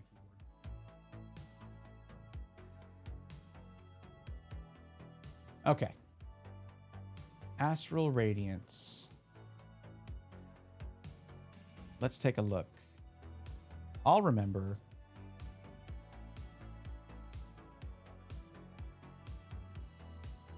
Of course, the Machamp is the big chase here. The Starmie is great. The Garchomp V and the Beedrill V would be cool, but I already have a good Beedrill card. What was it? I like the Sneasler. The Lilligant is great. The Jirachi. There's so many great cards in this. This Galarian Moltres, but I have the Moltres SIR. The Articuno would be cool. It's purple. I don't know if you knew that. But what did I need from this? It's funny, there's an ad, and like my supporter bar at the bottom is totally blocking it. Yay.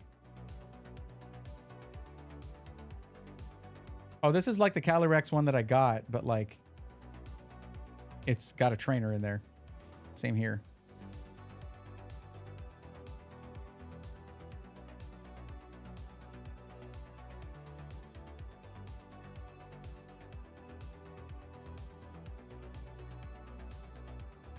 Trying to remember what it was. Oh, the gold Calyrex is sick.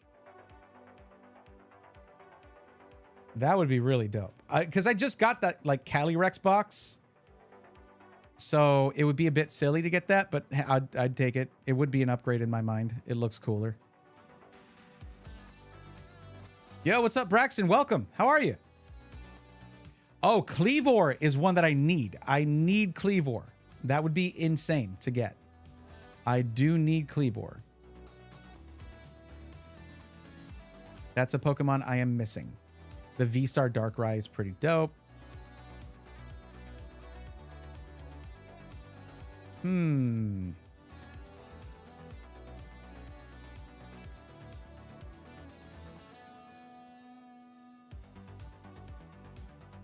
Okay, this is where it gets to... Even just a Cleavor V would be great. But there was a card I bought. It might be the Cleavor. Oh, look at the Shield on Reverse Hollow. Yukamori. If I keep scrolling, I will remember. It could be a common card. Bastiodon would be great to get. I need Bastiodon. I only have 6 packs, though. So, like, don't expect miracles here. Astral Radiance is not cheap, so I went with the cheapest route I could.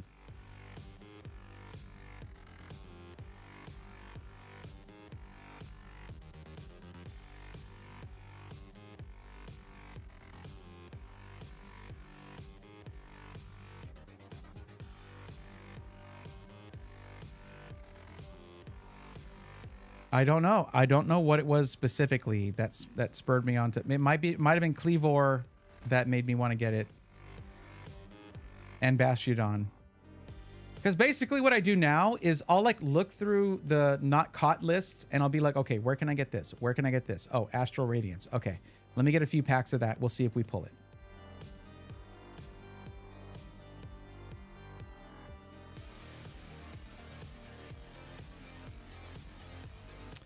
Yeah, I don't know.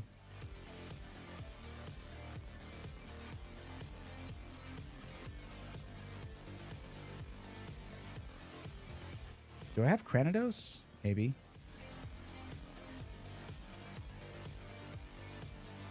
Good, bro. And you? Doing all right. Doing all right. Yeah. you know, things are still messed up in the industry, but you know, we just keep on keeping on. Cleavor, I hardly know or. Oh, it's an author. Oh, cool.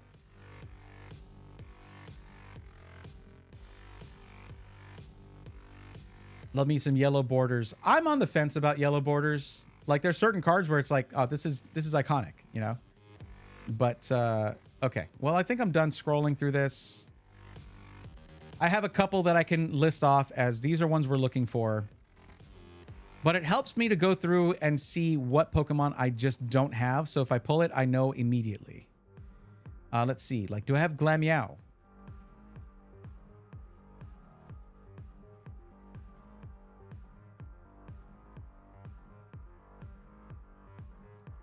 Apparently I do.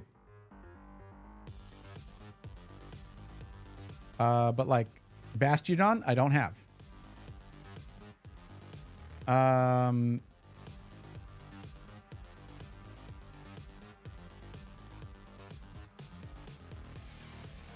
Oh, Shieldon, I need as well. I need Shieldon too. So this is a Pokemon I'm missing, and there's a Yukimori for this in this set.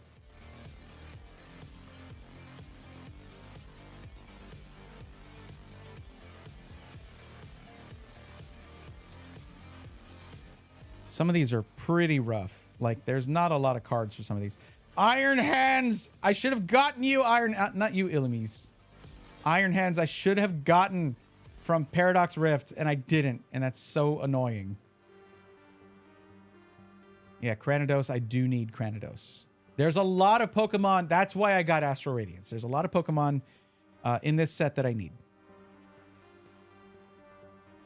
Okay. Let's do it. 1 second.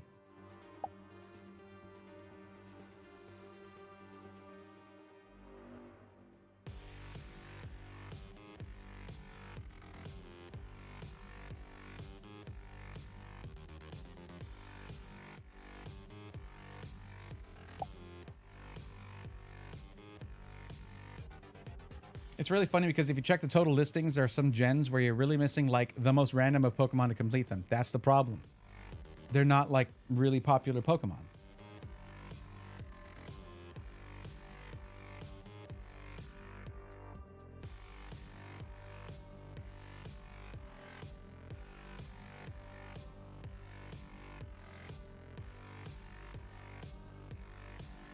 Why does this want to focus? Am I crazy? There we go.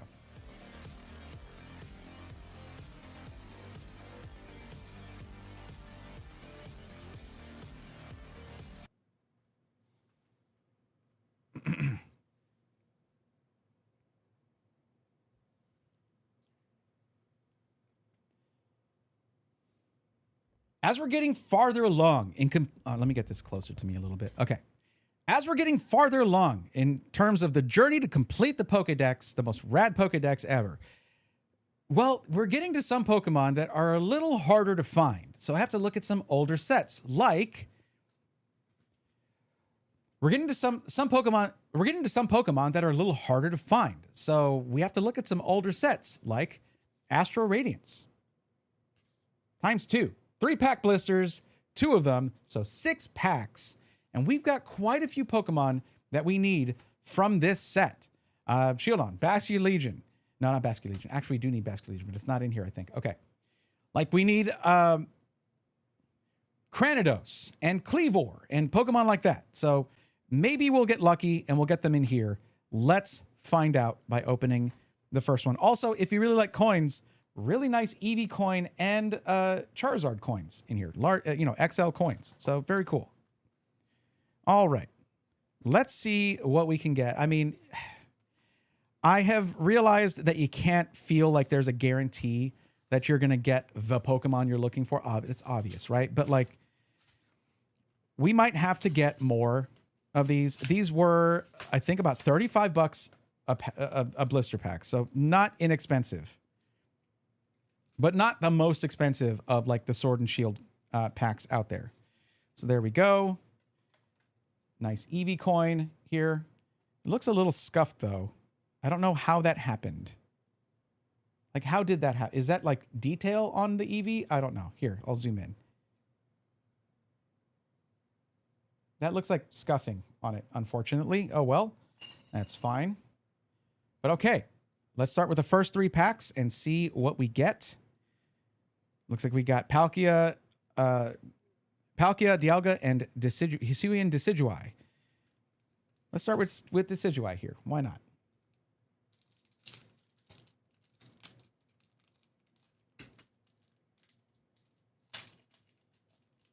So is this good? Yes, it is. Okay. Okay. Let's see what we get. It is going to be 4 cards to the front. 2, 3, 4. And let's get into it. I do like the energy style from this. It's pretty cool. Okay. Noctowl. Jubilife Village. Dartrix. Misdreavus. Barboach. Wait, do I have a Barboach, don't I? Yes. Scyther. Eevee. Oh, there was also an Eevee promo. I'll show you that in a second. Heracross. Mesprit Reverse. That's a nice card. I like that. But we do already have Mesprit. Ursaluna. Yep, that is not one that we need. We do need Ursa Ring, but not Ursaluna. So, okay, no holo there.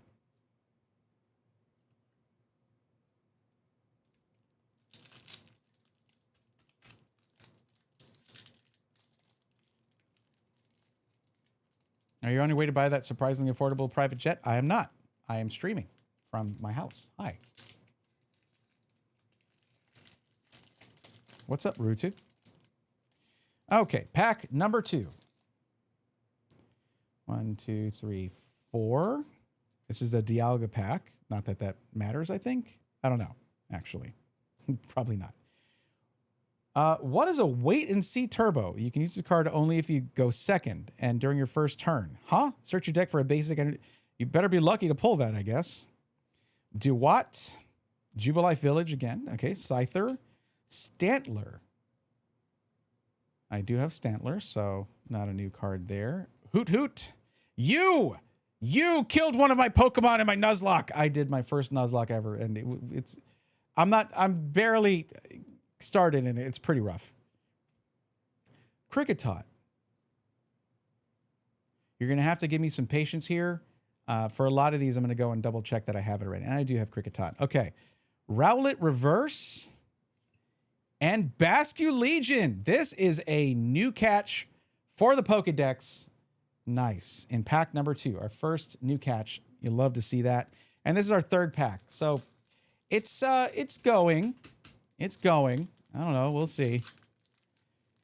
We'll see how I feel about Astral Radiance about 4 packs from now.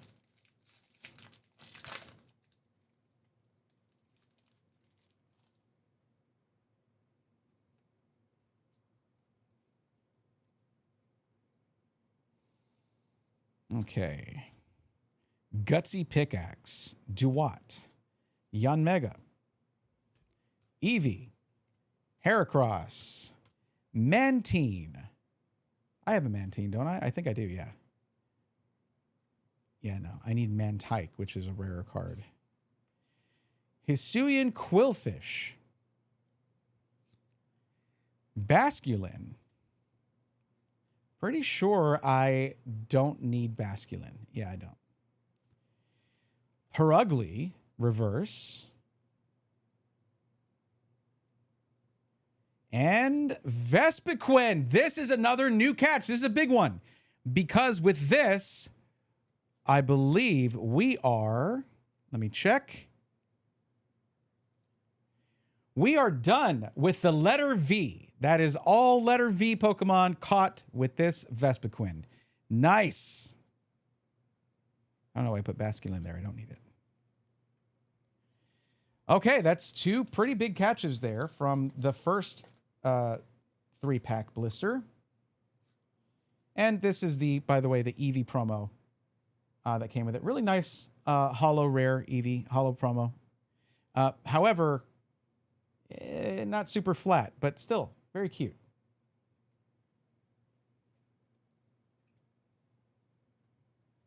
All right. Basculin really won the evolution lottery. Basculin is so cool. Absolutely. And definitely part of a major part of the meta in Pokemon Champions. But nothing, we didn't really get anything really of note in terms of a full art or anything, a V, nothing. So that technically didn't have a single hit in that 3-pack blister. So yikes. Ouch. So here's our second one. Another Eevee promo here. Really sick, like rose gold Charizard coin. Look at that. I like that coin a lot, actually. These are plastic, of course, but you know, that's just 3-pack check lane blisters for you. Okay, and here we have Samurott, Typhlosion, and Dialga. We'll leave Dialga for last. And Typhlosion for second. All right, Samurott, what do you got? I didn't mean to rhyme that. It just happened.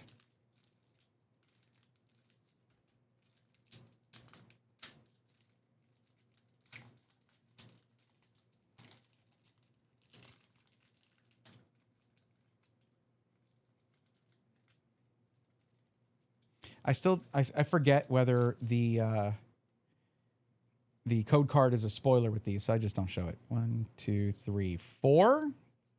All right.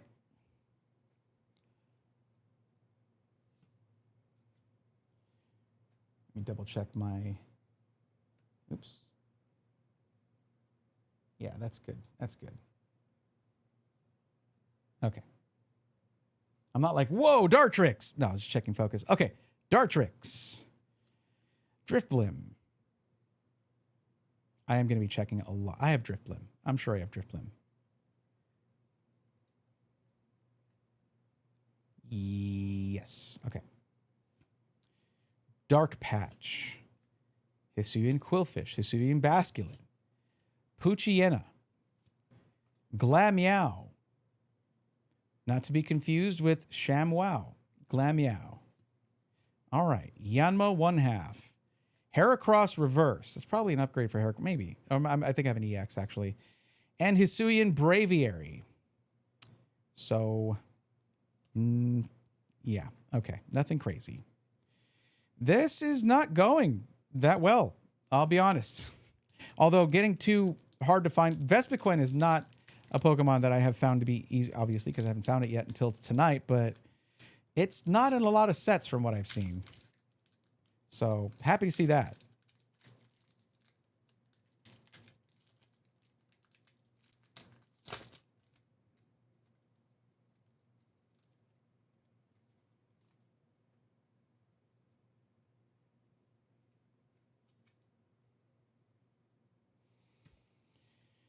All right, switch cart. Uxie.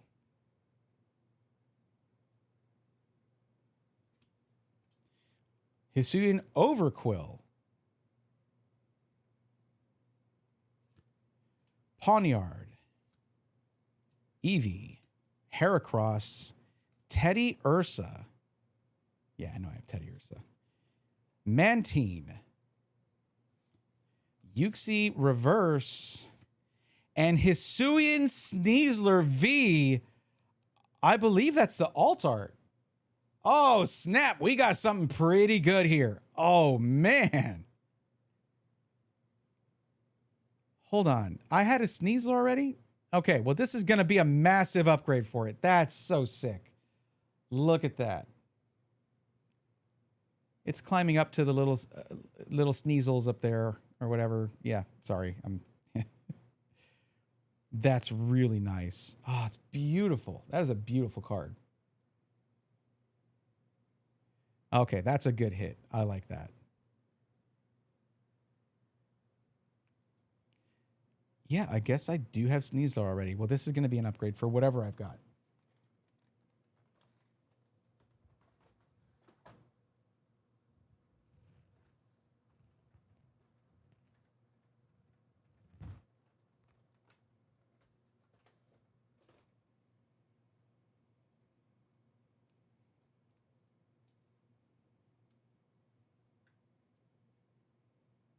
All right. Good hit right there. You never know what to expect with like multi-pack blisters, but that's pretty awesome. That is pretty awesome. It's not a new catch, but it is a massive upgrade, I'm certain.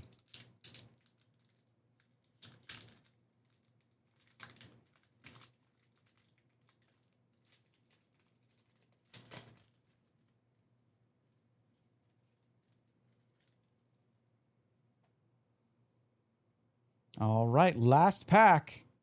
Wait. Oh, that's right. So it's going to be a V-Star card right there. Okay, sure. Wait, what's the right setup is there? Okay. That's part of the meta back then, part of the way the game worked back then. All right, Kamado. Jubilife Village. Dartrix. Come on, give me something I don't have already. Scyther. Basculin. Hisuian Voltorb. Glameow. Swinub. Poochyena Reverse. And our last card is Registeel. It's Registeel.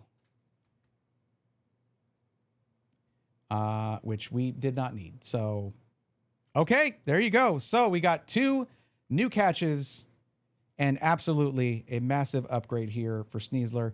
Not bad for 2 3-pack blisters, but, you know, was hoping for Cleavor. Definitely hoping for Cleavor. Now I got to see maybe if I can find something else that's got a minute, or maybe get some more Astral Radiance. There's just certain Pokemon where I have to go to certain sets to find them, or I'm going to have to trade for them at a card show or something like that. But that's the way it goes with the Braythorn method of building a Pokedex. It's not easy, but that's what makes it fun. Okay. Get subscribed or hit follow if you haven't already. We'll see you in the next one. Look at that. Look at that. This is a great card. That's absolutely beautiful. Okay. I'm happy with that. I might not have sounded happy with that. I am happy with that. I'm also really hungry. Wow. I should have snacked on something before doing comms. I wonder if any of these are upgrades. Some of them could be.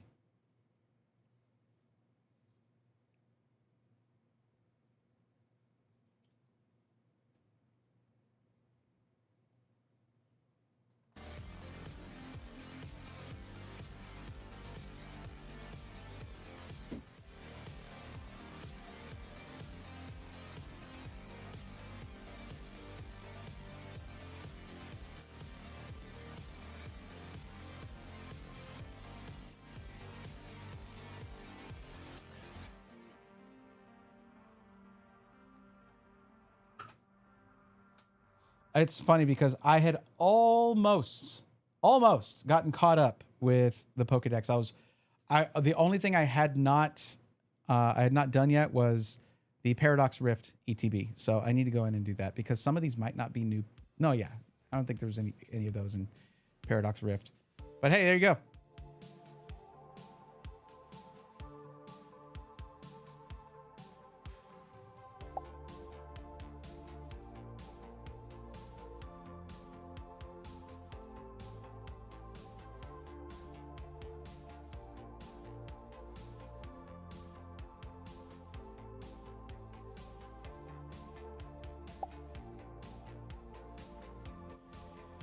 Oh boy.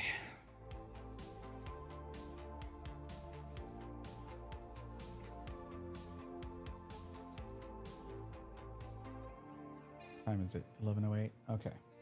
We'll probably move into something else. I don't know if I'll do the Ascended Heroes thing or if I'll do one of the ETBs. So it's a bit longer, right? So it's a bit more. And of course, being as that I've see there's the different colored code cards that I do have to hide that. Yeah, I don't know if well, there it went, whatever I was saying. Oh yeah, I doubt anyone is excited at this point. I don't even know if I'm excited to open yet another ETB of Perfect Order. But one cool thing is, at that point, I will have 3 of the full art Tyruns if I want to run a Tyrantrum in a deck Then I'll have these fairly inexpensive, because they're promos, fairly inexpensive full art Tyrants that I'll just play, you know?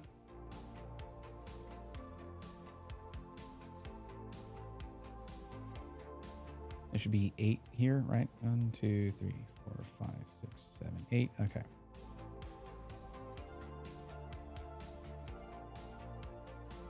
I'll tell you what, the reason I didn't do too well, he wasn't in the shot. Was not in the shot. It's my bad. Sorry, buddy.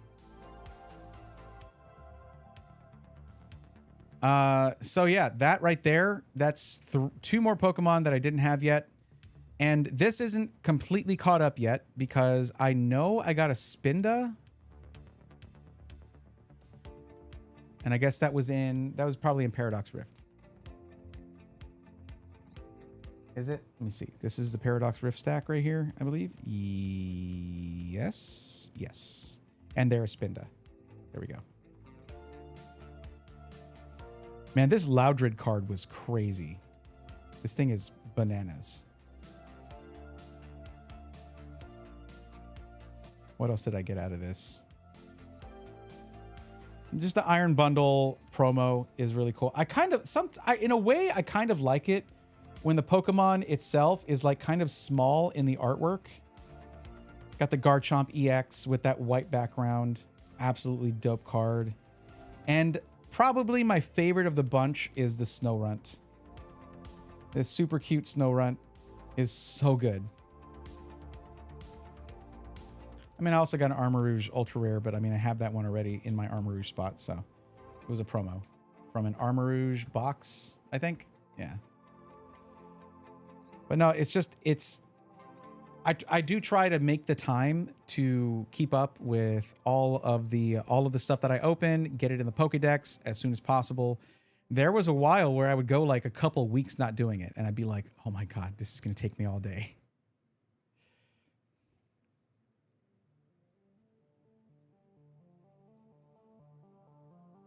Got a really good Aegislash too.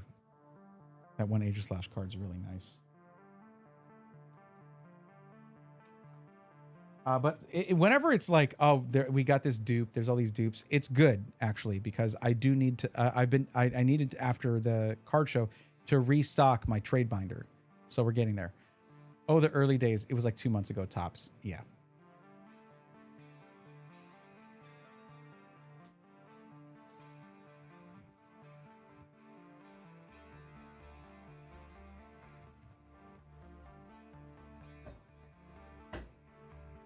So let's see.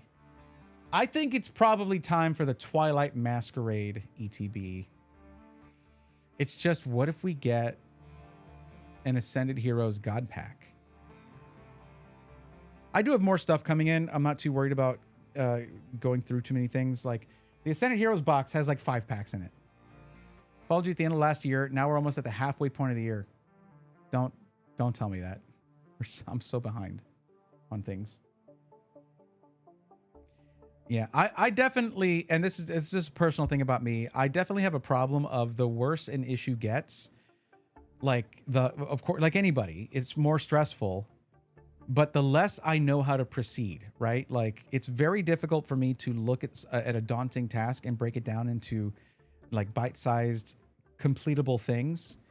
It's like I need to zoom in sometimes and be like, okay, I can do this little thing and that little thing. I need to work on that personally. It's just been a weird year. It's been a very weird year. And it has me off balance more than usual, I would say. I hope it's been better for you guys in terms of just like things being kind of somewhat normal in this very abnormal, in these abnormal times, I guess. All right, let's do the Ascended Heroes box, and then maybe I'll do the Twilight Masquerade ETB if nothing crazy comes out of this. How about that? It's like we're making a deal here. I have opened one of these before. I do already have like the starter pin from this. Really, it's just trying to get your hands on Ascended Heroes. It's getting harder. It's getting harder to do, even though they're coming out with new stuff. That new stuff gets scooped up really fast. The world's gone crazy. I still think. I think we're mostly on the same page. Most of us. Yeah. The thing is, you still have to live your life. You still got to do stuff, right? You still got to do your things, do your dailies, right? You still got to get up, go to work, or go to school, or do whatever you do. Because the world can go crazy, but your own day-to-day, you still got to do it. That doesn't mean ignore the crazy stuff that's going on. If there's anything that you can participate in to maybe do something about that. But like, you still have to function. You know? I don't know. Did I stop talking about Pokemon or computers for too long? I'm sorry. I'll get I need to focus. I will say, doing the Nuzlocke helped me forget about a lot of stuff. I had a whole other list of things to be stressed out about, particularly my Pokemon dying. Oh my God, that was so stressful. We're not crazy. I think we're in a big interconnected web instead of isolated tribes. Yeah. Yeah. Yep. Well, unless you want to hide in bed from the world. Yep. I mean, it's an option, but not a good one. I know. I was there. Yeah. We did get a Ghastly though. Like, that's going to be a big deal. Ghastly is awesome. How are you going to treat the blood that is dripping from the nose that is dripping? Huh? Natty, I need you to take a breath and think about what you just said. What do you mean? The nose is dripping? Is the nose melting?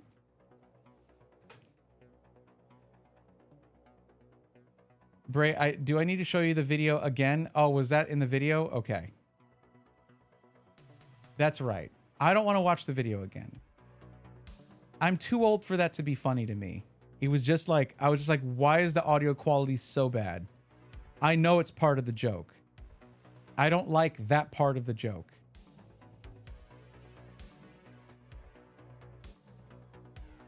Am I weird for like wanting you don't have to just constantly, yeah, like put a hard limiter on there, compress your audio a little bit. Like, good Lord. The waveform on that video is a bar. I guess it would be like that for you, but audio guy gets pissed off at bad audio. More news at 6. I don't want more news. I've had enough news. Okay, let's do this. Let's do the thing that is fun and nice and happy, unless we don't get any cards we like, and then it's like on to the next one.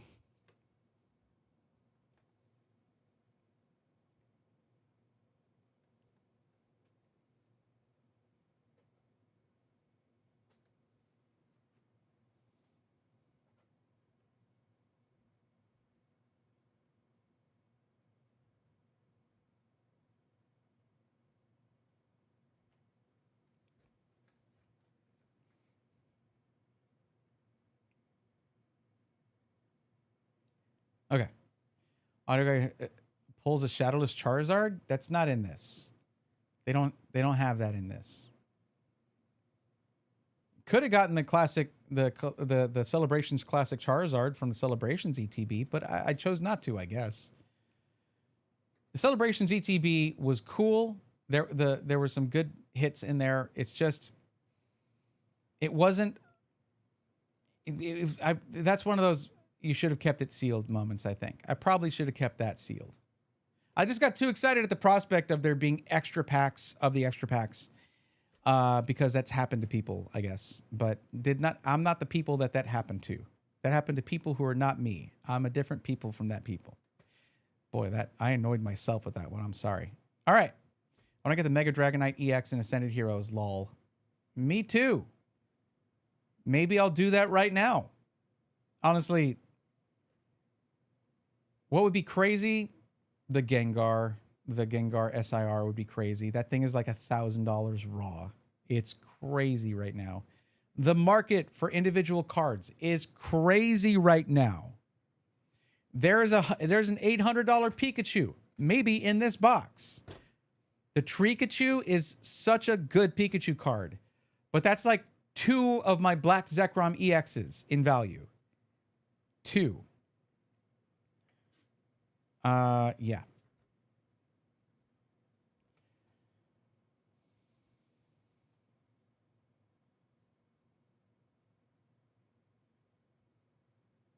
Why is this crooked? I straightened it out. I don't know. Okay, there we go. How do we like this desk mat, though? This thing has been awesome this whole time, but I should probably have something Pokemon related, which I do have a Pokemon desk mat. It's for that desk. It's not for this desk. I'm supposed to be doing this over there by now. Too many things have happened, and I have not been able to do that. But okay. All right.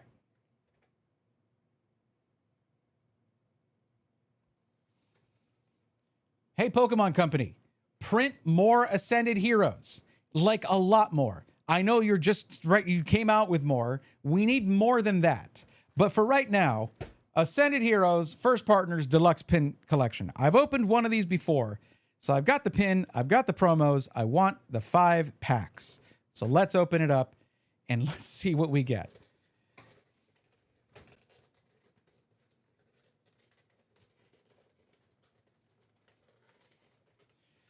Also, use less insane adhesive, please, on these boxes. Okay.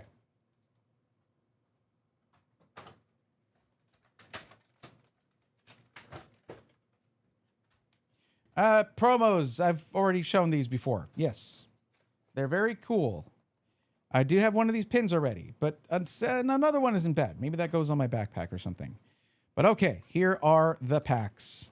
5 precious packs of Ascended Heroes. This stuff, it's kind of hard to get, man. It's really, for a currently printed set, things are getting better very slowly, like too slowly. Get better less slowly. All right. All right, 5 packs. Let's start with pack number 1.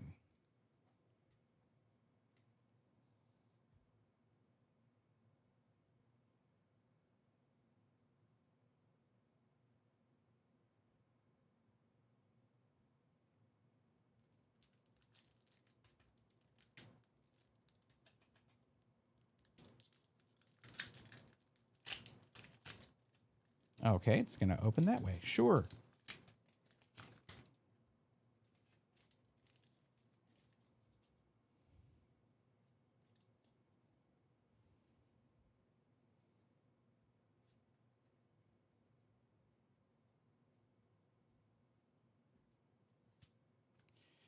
All right. Hi, Gibble. Hi, Wurmple. I have all the commons and uncommons already. Sneasel, Mightyena, Nighttime Mine, Slurpuff, Pikachu Reverse Energy. This is a great card. I mean, you can't deny that. It's a great card. Scraggy Reverse Quick Ball and King Gambit Hollow. Okay, that's how you're going to be. No first pack magic. You must be new here, Ascended Heroes. That's what we're supposed to get. All right, pack number 2.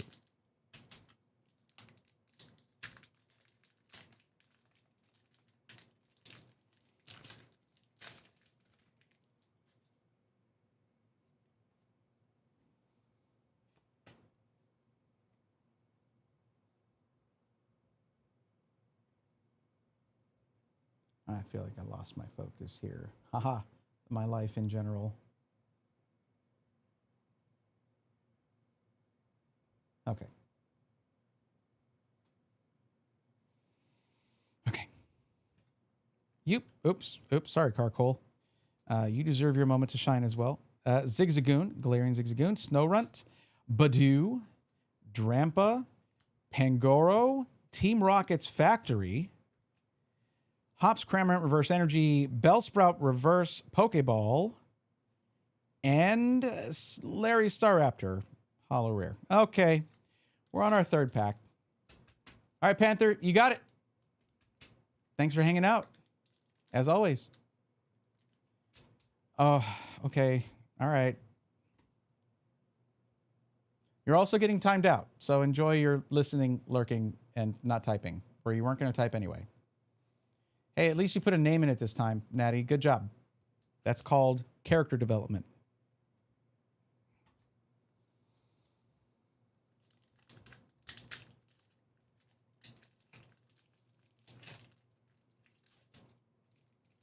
Just get out. Get out of there. Come on. Okay. Thank you. I'm sorry for yelling at you. You didn't deserve that. Okay. Maybe you do. Maybe you don't have anything good in you. But don't yell at inanimate objects. They don't care, and it makes you look crazy. Speaking from experience. Okay. Togepi. Gibble. Wurmple. Reboot. Darmanitan. Weepinbell. Premium Power Pro. Gabite, Reverse Energy, Rayquaza, Reverse Friend Ball, and Terrapagos EX. This might be one of those boxes where an EX is the only hit you get. It's because I yelled at the cards. It's because I yelled at the cards, probably. Okay.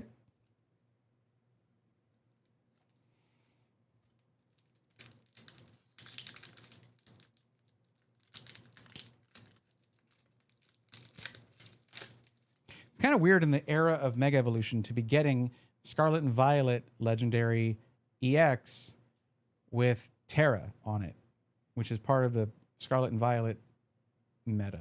Weird, but I guess it's. I mean, it's an H card, so it's still playable right now in. It's legal for tournament play, so sure. All right, Vanillite, Dreepy, Execute, Salandit, Bayonet, Urbane, Dustox, Glass Trumpet Reverse, Helioptile Reverse Friend Ball, Quick Ball, and Ends Zekrom. This is rough. This is really rough. This is bad. Was this a bad idea? Should I have yes kept it sealed? Should I have no opened it? Who knows? We are about to know. Because if there's nothing in this, if this ain't the God Pack, I mean, I haven't even gotten a Hollow Energy. What the heck? Still haven't gotten a Hollow Energy or a God Pack. Okay, Diglett,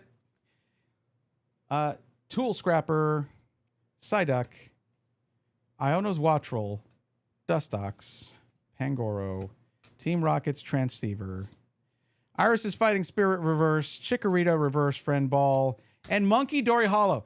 One EX. Pokemon Company, why? Why? My amazing luck with Ascended Heroes continues. I mean, it is amazing, right? I'm amazed. Okay. Please subscribe or hit follow to make me feel better. I'll see you in the next one. Bye. Why all you do is open EX? I not know. Also, hang on 1 second. Don't leave yet. Wait, did I put it in the...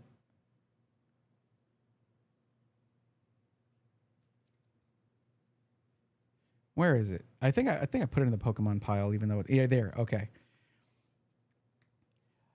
How is it just me, or is this a little weird that the tool scrapper is a tool? Does it scrap itself? Is it a self scrapper? Let me know in the comments. Okay, that's how you end a video right there. 100%. What they think, because they give us 3 promo cards that are just like starters that are hollow starter promo, like that's, and no. You got to put hits in there, the Pokemon Company International. What are you doing? What is this? Amateur hour?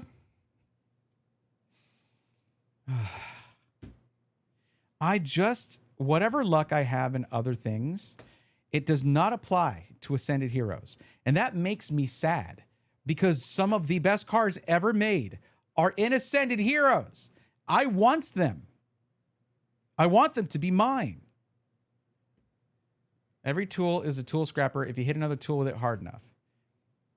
So every tool is a tool scrapper if you believe in yourself. There you go. Fixed it for you.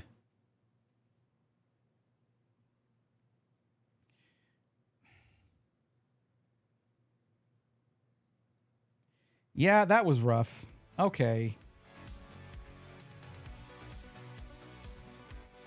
I might have used up all my luck for the week on that white flare booster box.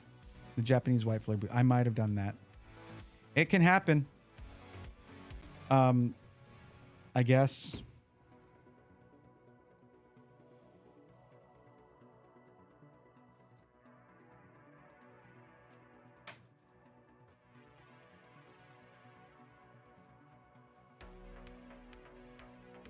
Yes, promo cards.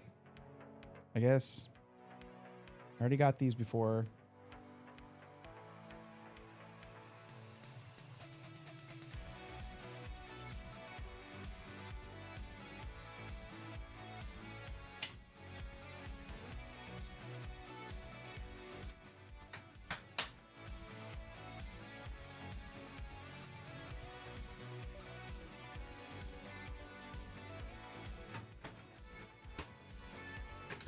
It really is tough to like keep all this together. And like not like every piece of what I just put together here, including the box, takes up like an equal amount of space. So you have to just like package it back up to take up the least amount of space.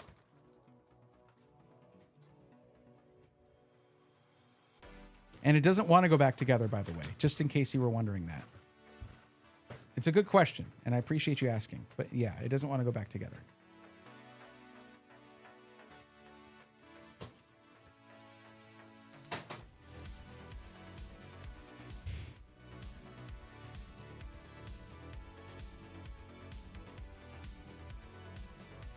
All right, I'm going to make myself a sandwich, some chalky milk, BRB chat. Also, they finally discovered how to put 17 squares into a square, which means we got the first 17 square waffle. Look it up. No. But I believe you. And I appreciate you telling me. But I'm good. I'm good.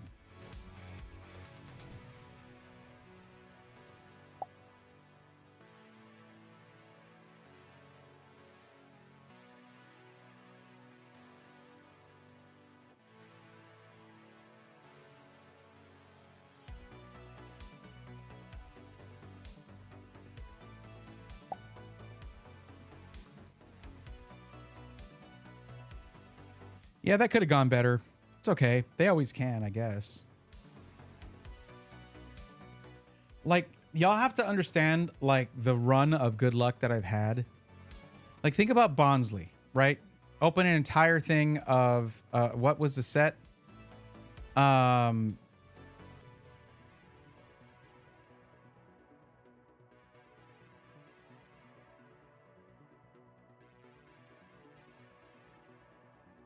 Man, I don't remember what I did this morning. What am I thinking? I can just remember what I did that long ago. Hold on. Here. It was...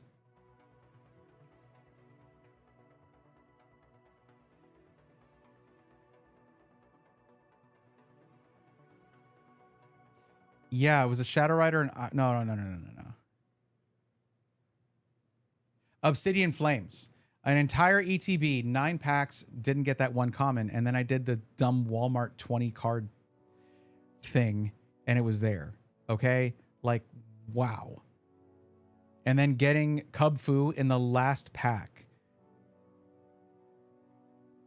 of that set. That Chilling Reign. Then the last pack of Chilling Reign. Okay. That's really good luck. And then the White Reshiram. And then getting both of my chases from, what was it? From the Paradigm Trigger? Paradigm Trigger. In the first mega pack. Crazy. So yeah, I'm not uncaring about that. I'm not like ignoring that, or ungrateful is what I should say. I'm not ungrateful for that. That's great. It's just like, is it an exhaustible resource? I guess so. Maybe. Yes. Yes, it is.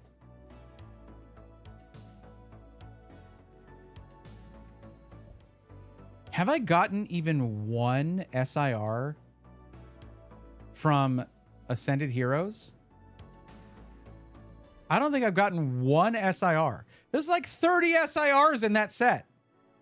And I've opened a solid amount of Ascended Heroes, 5 ETBs. And then like the poster collections that have like 10 packs in them, 3 of those.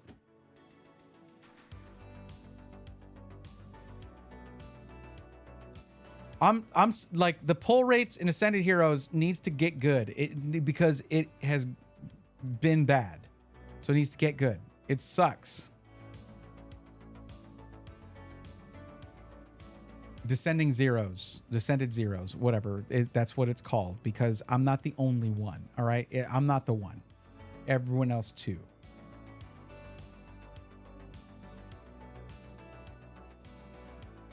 Do I want to open anything else? Or do I want to sort some cards into the Pokédex? You should get Mega Dream instead. Yeah. Probably. I did a whole thing. That's the thing. I think I've gotten an SAR from Mega Dream. Yeah, 1 or 2 of those.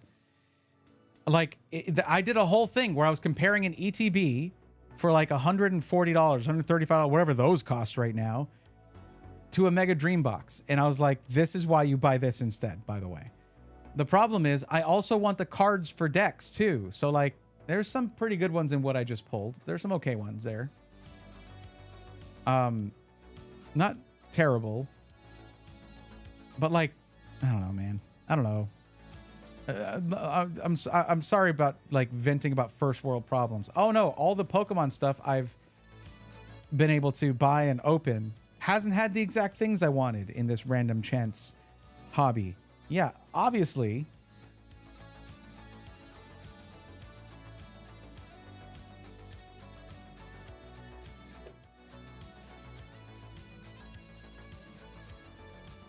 What's the date? Today is the 28th. I might need to save the 2 ETBs that I have, unless I get the chance to go out and pick up some stuff. I might need to save the 2 ETBs I have for Thursday. Probably a good idea.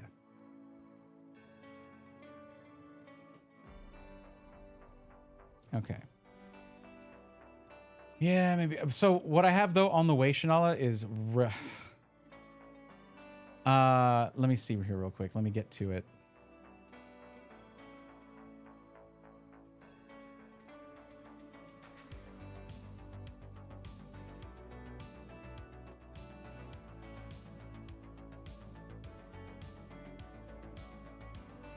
So on the way, I of course, these take a while. Orders from TCG Player take a while. But on the way is V-Star Universe booster box. Battle Region booster box. I'm not sure. That's another Sword and Shield thing. And I don't know why I specifically ordered that one, but there was a reason. By the way, that's 2 V-Star Universe booster boxes. Okay. A box of VMAX Climax. I got that for a specific reason. Don't ask me what it is. I don't remember. The the Chinese 151 Surprise Jumbo Booster Box. And that's what I've got on the way. And it is the one with the Gengar and the Pikachu. The Pikachu Gengar Pikachu. So that's a good amount of stuff on the way. Next week is that show I sent you at the Bingo Hall Church building. It's hard for me to leave right now with a cat that needs kind of constant care. It's actually like the only break I take from that is really streaming. Not constant care, but at least someone home to make sure he's okay. Let's see. Oh, that's April 28th. So that should be here, actually. Let me double check the tracking.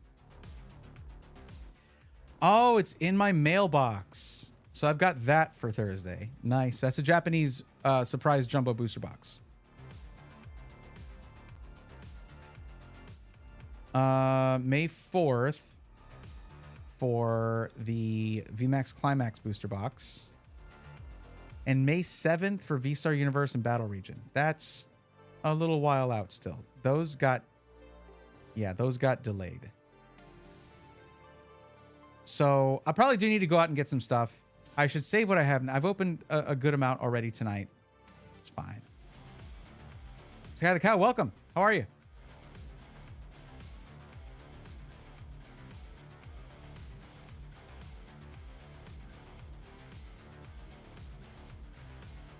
I really would like to do more there, but like, I do have to be reasonable and not just like, the temptation, of course, is to open everything I have here because I want to know if I got this or I got that. No, it's okay.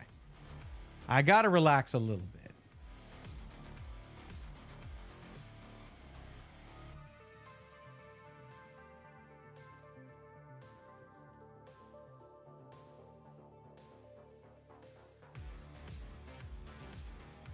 Yeah, it's about being a little bit more responsible with it.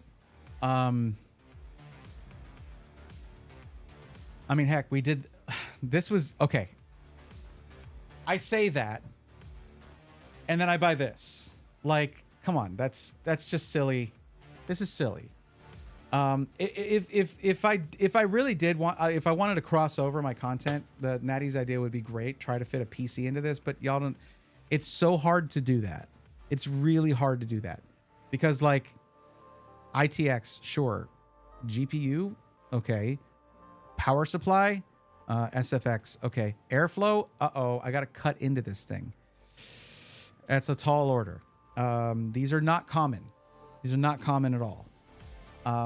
So yeah. That booster box was good though. Build you a laptop into it. Framework would be a great idea. That would be a great idea. The rocket box is W's purchase. I should get a framework main board and try to do that. And like get a portable monitor, see if a portable monitor fits in the lid. He's down, Airborne. Is that a thing for the, like an airborne infantry thing? Like, slow down. Is this long enough?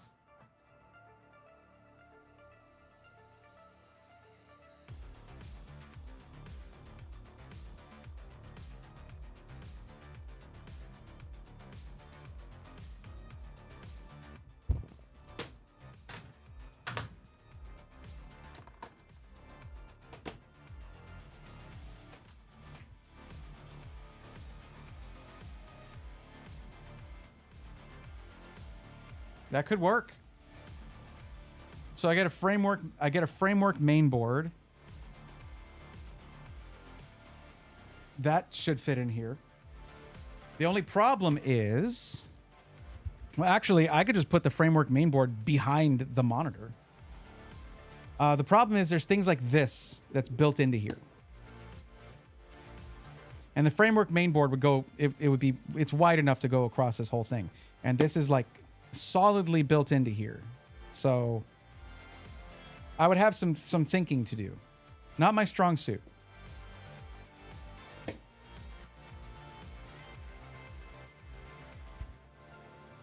But yeah, this is 144 hertz. This is 1080p. I have a 1440p portable monitor too. And it's a little bit bigger, so it might not fit in there.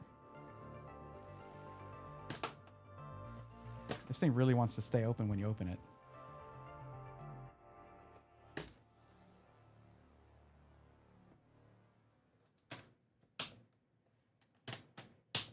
Also, if I were to take this to a card show or something, like that, there's no strap for this to like put it over your shoulder. You're literally carrying this around everywhere. And with nothing in it, it's already like 4 pounds, 5 pounds maybe. But it would be really cool.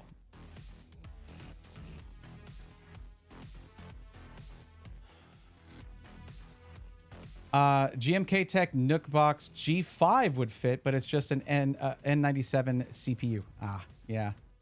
What's up, humanity? Been good. Builds on pause at the moment because we've been super busy recently. I feel that. No worries. That's the thing about doing it yourself is like you can take your time. A Nook would be cool for that, but I don't know. I think the idea is I want to be able to run it, like just open it and run it, right? And a Nook would require an external power source. If I do something like a framework main board that can run off a battery. Huh. That would be pretty cool though.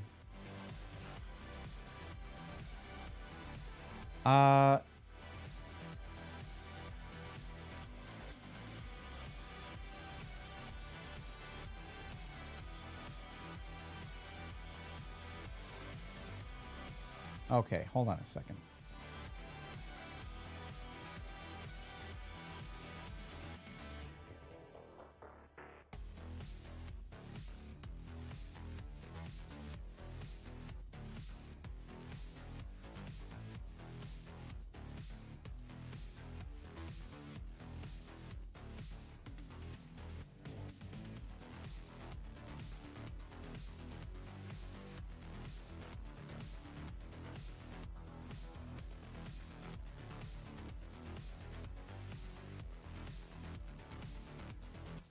Okay, just did that and dipped. That's cool.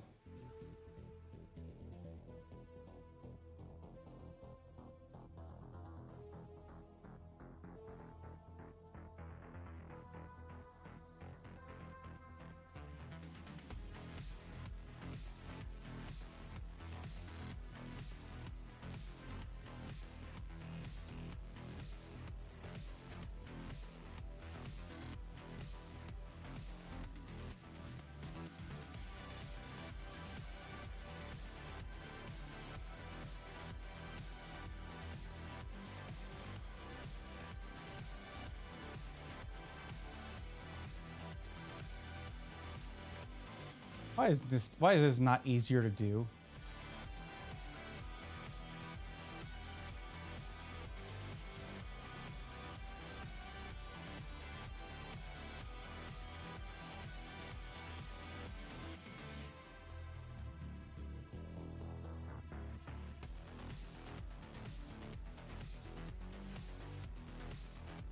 Cool. Maybe that'll help.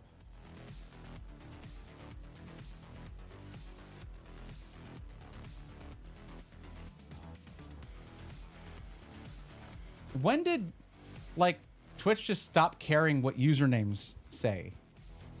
When does that stop being a thing?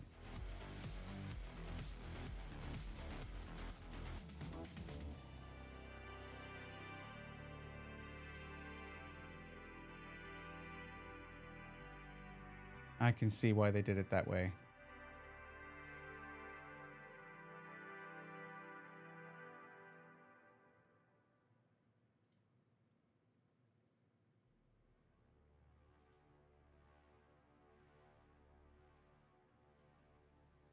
Okay, there we go. Hey, don't do that. Don't have such a wildly inappropriate name. Okay? Like, this is a family-friendly stream. What the hell is wrong with you? Like that you know, there's like 13-year-olds that are allowed to have accounts on Twitch. 13-year-olds are allowed to have accounts on Twitch. Why would you do that? Why would you do that? Do you know how absolutely inappropriate that is?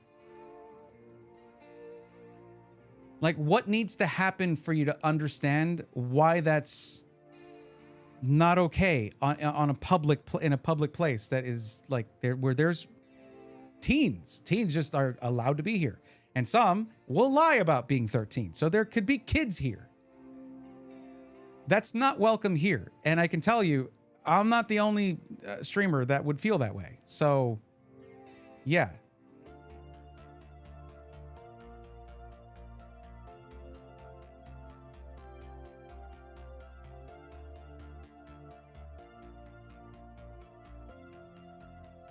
And thank you for saying stuff in here, so it's on the screen here. While I was looking to just ban you without you chatting, so that you wouldn't show it, you were there. You were just saying stuff. So on my YouTube channel too. That's great. Thank you very much. I appreciate that.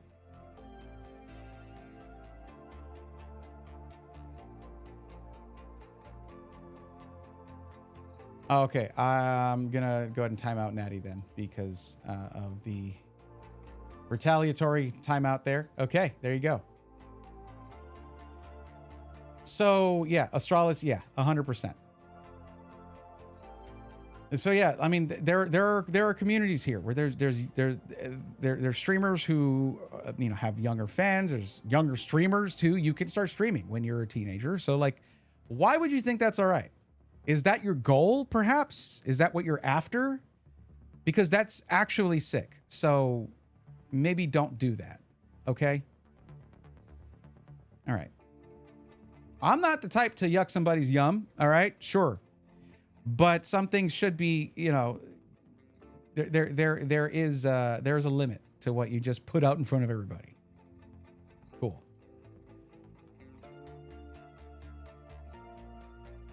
Got to fix your follows again. I mean, I guess.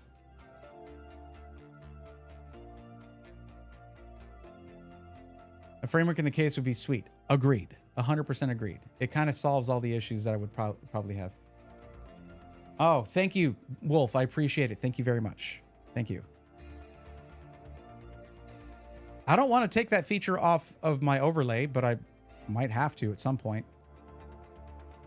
Look, I've said this before, and those who take it seriously, you'll remember because you listen, right? Like, auto moderation on YouTube has been cracking down on creators for months and months. I don't want to give it any reason to do so. I already put that my stream is not for kids, so that helps. It helps. But the thing is, I never curse on here or show anything inappropriate. So but it's not because of me. It's because I cannot predict what people will go into someone's. This is like my home. This is my space here. And some people will just come in and just say or do the worst things because they think it's funny. So yeah, it's not actually. And yeah. Some news on GPU front. Looks like there's no XE3PD GPU.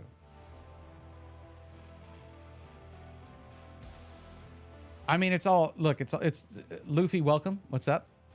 It's all a mess. I have taken a step back from like watching the news and because look, here's a problem. Something great comes out. It's not going to be for us. It's not going to be for us.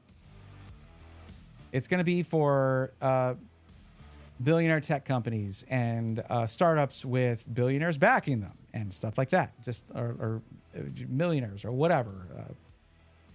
It's like I can't get excited about anything because it's not for us. It's not for you guys. It's not for me. We're not allowed. We're not good enough to buy this stuff at any kind of reasonable price. Yeah. I'm really kind of bitter over a lot of that stuff. So I've realized it's the same reason I don't do really tech content at the moment is because it's like it's just going to trigger me. I don't know. I guess I don't have what it takes to survive in a really, really hostile landscape for consumers. Like if I felt like content that I could make would help anybody, like I could help people with it, I would do it. Haven't done any of it.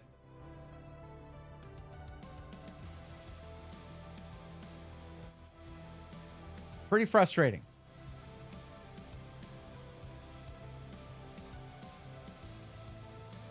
Yeah, Gentros, thank you. Good looking out. I appreciate that. And Blue Zonic Wolf, thank you for that. I appreciate that a lot. Hope it will all recover. I mean, in order for here's the rub. Here's the problem. In order for the industry to recover, the AI bubble needs to burst all the way, not a little bit, all the way. It doesn't matter that OpenAI has not turned a profit in the years that it's been in all that, or that it doesn't fully matter that they said, yeah, we're not going to, the thing we did that totally ruined the industry worldwide. We're not actually going to buy all that RAM. Kidding. Psych. Not just that. We need it to like completely burst. We need all these investors to stop just being led around by the nose by the two letters AI and ask questions like, when will this profit? What is your plan to make profit? And when these AI startups and companies, not even startups, ones that have been established for a long time, come back and say, what's profit? Maybe I should ask ChatGPT what profit is. ChatGPT probably won't know either, by the way. It was never part of the training. Anyway, that needs to fully happen to where all that money is pulled and these companies dissolve and all of that. The problem here is that national, like worldwide, you know, governments have gotten in on this and invested in this. And all of the big tech companies have invested time and man hours, which will eventually, by the way, be AI hours, from what I understand. And of course, all of the money in a circulatory investment thing, that when that collapses, it is going to send ripples like tsunami through the global economy. Like all of these, this whole circle thing, like we talked about earlier, right, is so entrenched in the tech industry, which our economy is so invested in, that when that bursts, there's going to be something of a collapse of the tech industry and also economies. Like it's going to be like CES and Computex. What do we talk about now? What do we even do? CES, they're going to be like, what did the C stand for again? Corporations, right? No, it's a consumer electronics show.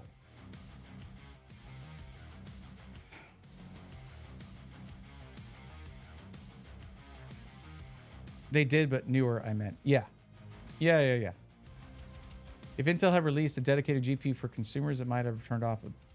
They did, but newer, I meant. Oh, right. Or better, like a higher end. Current predicament is due to the AI boom. Yeah.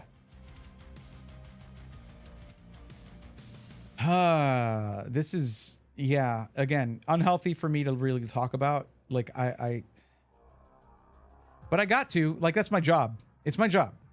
And like, at no point when if you're working a day-to-day, if you're working a 9 to 5, you can't just be like, I don't like my job right now, so I don't feel like doing it, but please keep paying me. This is why I was like, I'm going to do other stuff. I'm going to pivot, right? But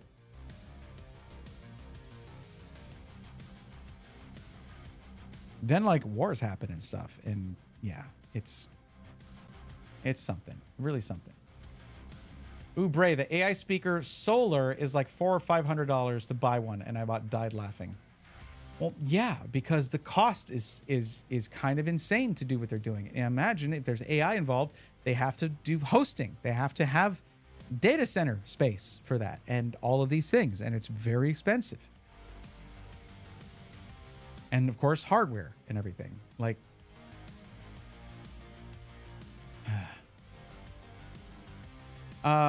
and before AI, it was a GPU buyout for mining, just waiting to see what the next bubble is. The problem with being a consumer, you want to buy one of a thing.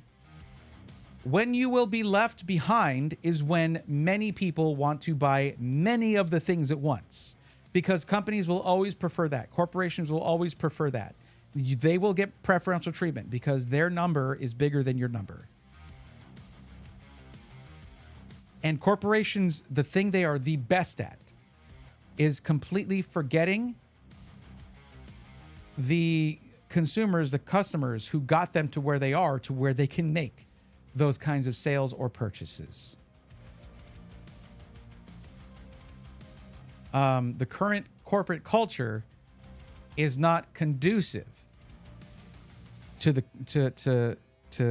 focusing on the consumer. It doesn't make as much money. So something has to change, right? Well, it doesn't have to, because nobody's telling them they need to. Nobody in a place that in a position that they'll listen to is telling them, hey, these are bad practices. You need to stop. Because the people who make those regulations and laws are funded by corporations. Maybe that's not good. Maybe that's a problem. Maybe lobbying and campaign funding wasn't really something that was in the plans from the founding fathers. You know what I'm saying? Because that's a conflict of interest every day, all day, every week, every month, every year. Conflicts of interest. But the people who would regulate that are the same people. That's where you have a problem. I'm not telling you anything new here, okay? It's just whenever there's a major thing affecting you, right? You have to go back and find the source. Deregulation. Well, who did the regulating and then followed up with deregulating? Oh, it's the people that we put in office that are supposed to be looking out for our best interests. I guess they're not doing a good job. This is where it comes down to, like, you know, the fact that I don't like to talk about politics, and I don't want to, okay? I even say in my stream rules, no talking about politics, though as the streamer, I might do it now and then because I'm the streamer, right? You might not mess with politics, right? But they will mess with you. Sucks, but them's the breaks. At least on the software side, it looks like Intel will have future shader model compatibility with the Intel Arc B series GPUs like the one I have. Yeah? I mean, Intel's not going to... Thankfully, Intel didn't quit on that, and I hope they continue. New CEO and all. We'll see.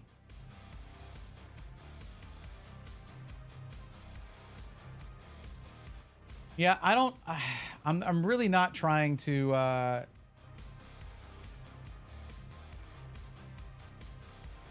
It doesn't... I don't know if me saying this to 30 people is going to help anything. Or whoever watches the VOD afterwards. VOD viewers, I see you. I see the views after the fact, and I appreciate you. Okay? And my lurkers, thank you for lurking. Even, and, like, you're not even probably near your computer or whatever device you're lurking on to, like, mute the tab. So, sorry about that. But it's never not happening. As long as it's allowed to happen, it's going to continue happening. There are those who are bucking the trend. Okay, you need to watch out for those people. Like, and I mean in a good way.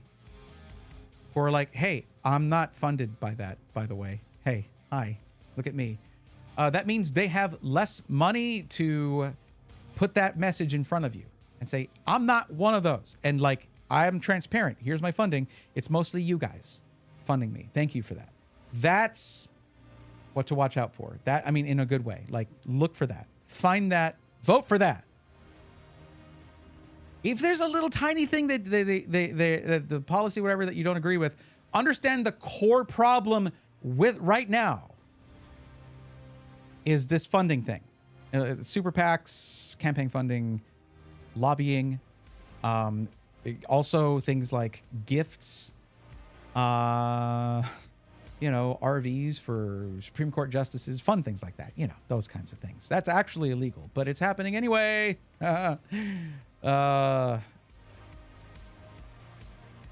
Just because I don't talk about this stuff doesn't mean I don't track this stuff and research it and keep an ear to the ground. We should all do that. We don't have to make it our whole life, but it will affect your life regardless of whether you pay attention to it or not. So it bears paying attention to, and right now is the time to be aware more than ever. That's it. That's my politics stuff. That's it. It's done. There's one YouTuber that is quite big on YouTube. He once posted this one short video talking about politics, and I specifically remember this one line of his video where he said something along the lines of, you shouldn't talk about politics. Politics is a you thing. It doesn't affect anyone else but you. And I'm like, no, that's the very opposite, actually. The fact that you can say that is actively a product of the politics of your country. Yep, that's freedom of speech. Freedom to be completely wrong. Yeah. You're reaching the people who need to hear this kind of wisdom. I hope so. The thing is, I'm not the only person who talks about this. And I'm certainly not the best at talking about this stuff, okay?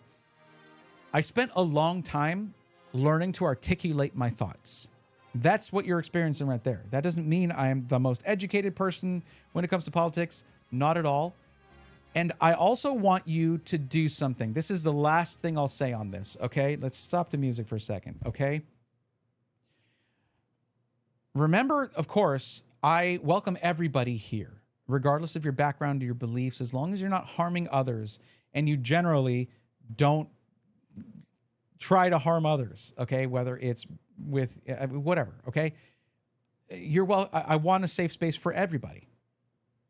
By the way, if your belief system makes you hate the words safe spaces, this probably is not the spot for you. I hate to ever say that about anybody because I want to be able to say everyone is welcome here. If the very thought of everyone being welcome here offends you, you're probably not going to like it here, okay?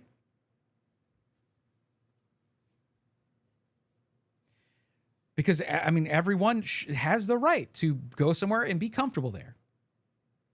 Just talk about nerdy stuff, right? That's here, okay?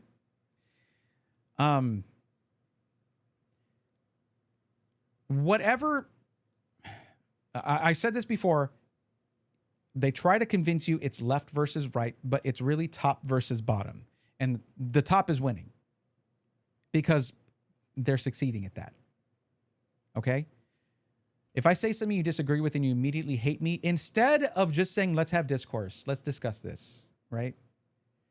That's what they want. They want us to not listen to each other because then you might hear something that you're not supposed to from someone who really believes that thing. Like, hey, only watch this one news channel, only watch these 3 podcasters that we haven't changed our minds on because they've continued to agree with everything we say. Good on them. Okay? If that's what you're being subjected to, you need to make some determinations for yourself. If they're like, oh, this person here, they're a that or they're a this. And you might start thinking to yourself, if you step back, you might start thinking, oh, they say that same thing about a lot of people. Huh.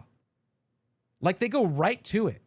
Like right away, as soon as that person disagrees with them. Huh. Maybe that person isn't that. And go listen to that person. Hear what they have to say. Determine it for yourself. Figure it out for yourself. There are as many unique voices in this world as there are people, or there should be. The problem is there are certain, groups out there that want everyone to sound the same, think the same, feel the same, say the same things, and want the same stuff.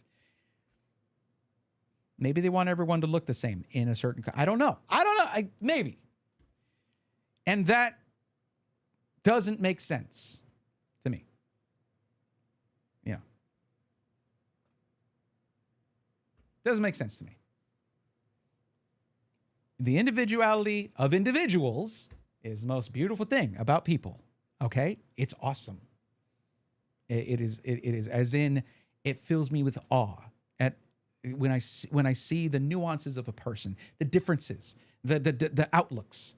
Right, the way that they say things, not just the core of what they're saying, but the way that they say it, the way they articulate it, the way that they approach things and react to things, and even just a funny laugh. That is the best thing in this world, is the individuality of every single person.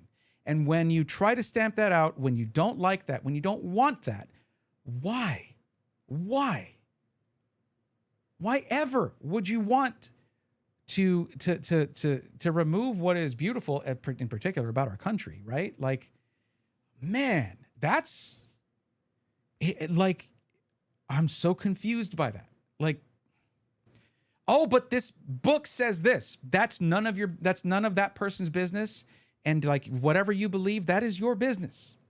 Don't make it everyone's problem. If you feel like, hey, I don't agree with that thing that person's. Okay, are they hurting someone? No.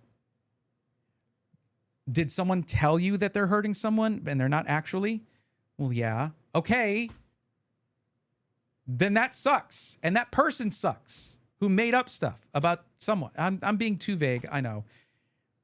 My whole thing is like, there's probably 1 or 2 people out there who, yeah, I watch just one channel to get all my information on cable TV. Or yeah, I just go to certain sources for things that say stuff that makes me feel right, that agrees, the echo chamber thing.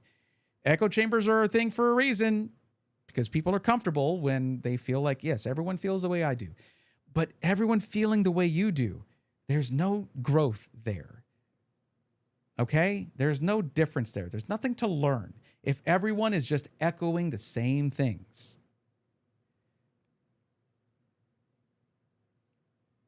Like, I've had conversations with people that I, at a very core level, did not agree with.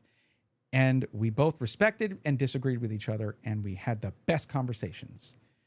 There was no shouting. There was no incredulity or anger, just curiosity and like wanting to convey what I want to convey what I feel. They want to convey what they feel and what they think. Yeah. That's awesome. That's the best. That's the best discourse to have. Not discourse with someone who you just agree with on everything, but discourse where you disagree and you listen to each other as to why. Some people want to end that. End it completely. Hey, they said stuff we don't like. They must be like, cancel them, get rid of them, like get them out of this place that is their home. Hey, you don't look like me. I don't like you. What?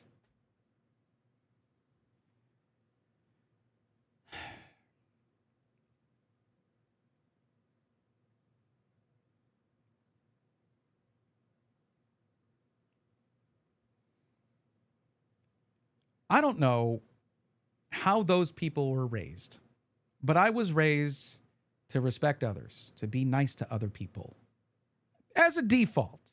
Okay? Maybe you cut me off in traffic and I call you names. You can't hear me, and I know that. If we were to engage in person, I'd be like, "Hey, be careful next time." Like that was a little dangerous. Oh, hey, no, I'm sorry. I didn't see you there. Thank you for honking, making me aware that you were there. That's not how that would go, and I know it. But still, you lead with kindness. That's the default right off the bat. And that is where the experiences are. That's the place, that sometimes uncomfortable space where you become a larger person, a better person, a more knowledgeable person, a more accepting person, right?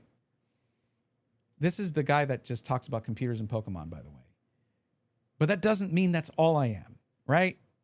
And I suppose, like, I want to understand better why people would allow someone else to tell them everything they should believe. What I would impart to you is not believe this or feel this or don't like that person, like these people. No, it's like, please determine that for yourself. And that's the message that I think gets, it's not sensational enough for social media these days, or for viral videos or whatever these days. It's not. It's just too like, okay. I don't know. That's the main thing. If there is someone who talks into a microphone like this, who you've been told is bad, and you've never listened to them directly, go listen to them. Because if you don't know what someone you disagree with is saying, you just feel like you disagree with them based on a headline or some article on a site that says a lot of things you agree with, you need to get out of your comfort zone. Get out of that comfort zone, because a comfort zone is where we go to just stagnate. Okay? Friction and discomfort is sometimes necessary to grow as a person. All right, there we go. That wasn't even political. That's just my take on the human experience. That's it. There you go. It's not what you came here for. I know. And I have more people in here than I did before. How about that? Even with people I disagree with, because of the left-right thing, I understand that there's a whole thing where people can just grow up with that. Yes, we do need to be understanding of that too. Your worldview is shaped at an early age, and man, it can be hard to break out of that. People can just never be shown anything else but the thing I disagree with. So even when that happens, I'm like, as long as we hear each other out, cool. I get more heated arguing about my favorite video game than I actually do politics, which I would dare say is healthier. I think maybe.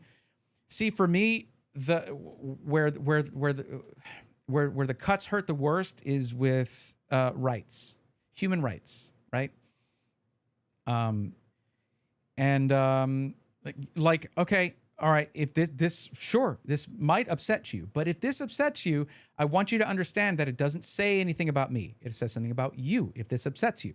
But trans rights are human rights because they're people. They are humans and they have human rights. That's it. It's really simple. Trans rights are human rights, period. Like that, to me, there is no room for discussion. And they'll be like, oh, but like 0.0002% of students in this state are trans athlete.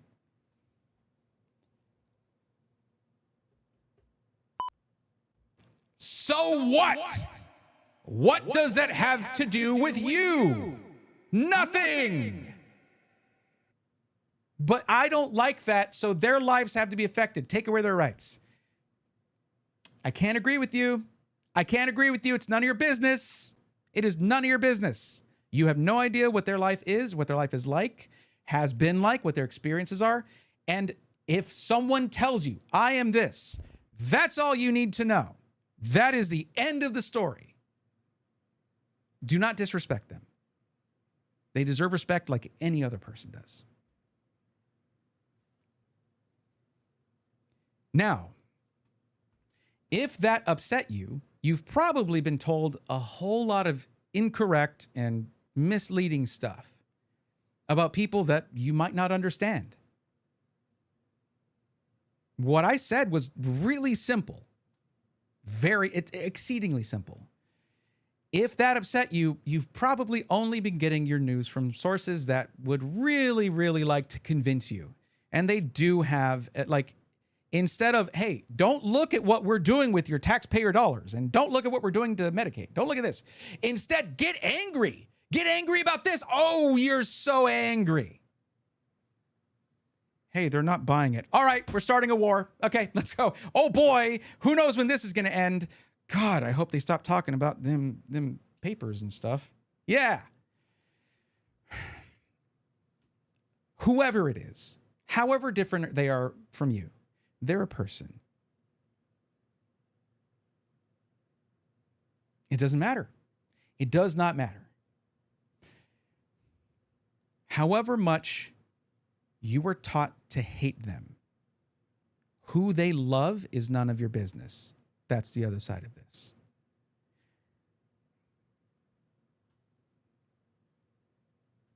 That's true. It's a fact. It's none of your business. It doesn't affect you. Oh, but they're going to go to hell. Okay, scientifically prove that to me, please. Oh, you can't? Okay, well, maybe don't get so worked up about other people's business.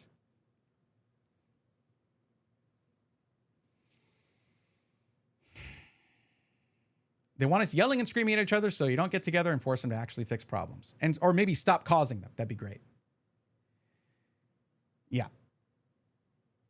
Braithorn, dad advice. Yes. It's genuinely bonkers as something as, hey, I think human beings should have the right to exist as they are, has been purposefully sensationalized to the point where some people, it's a genuine hot take.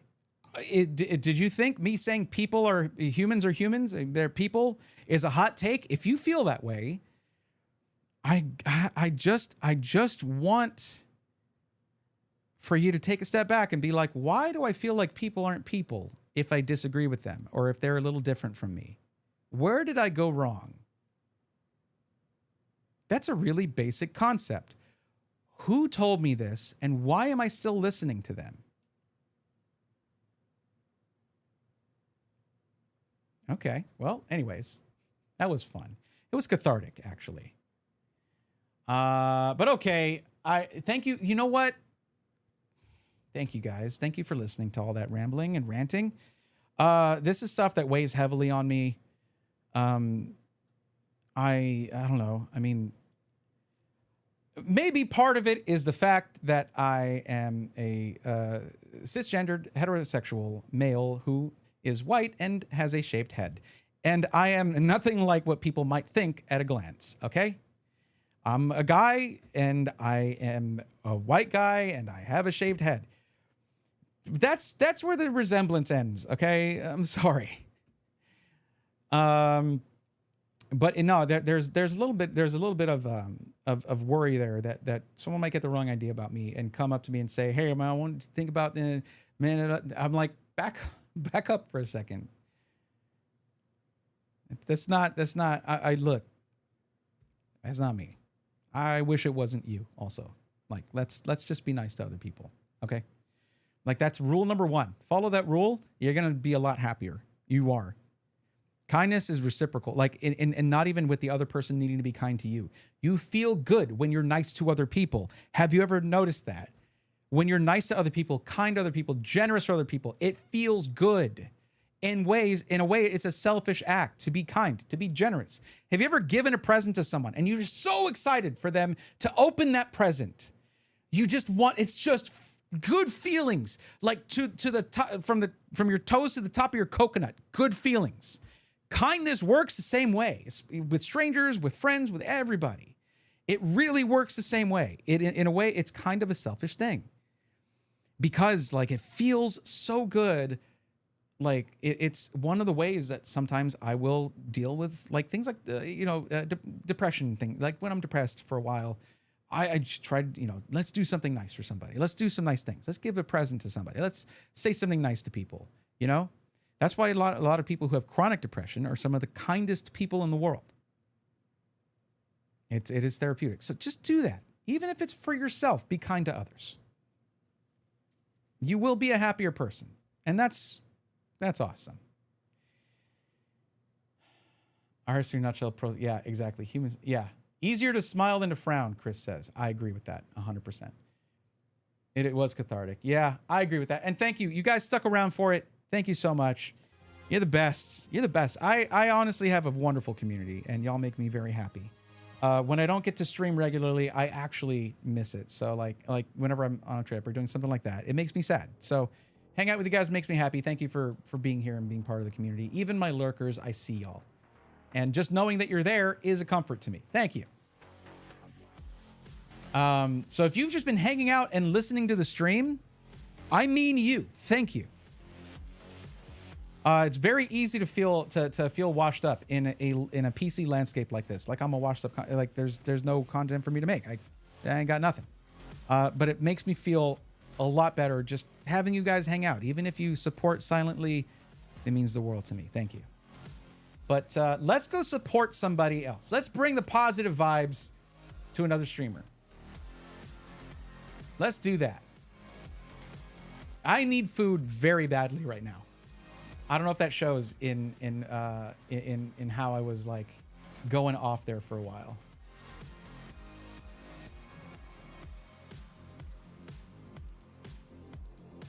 Huh.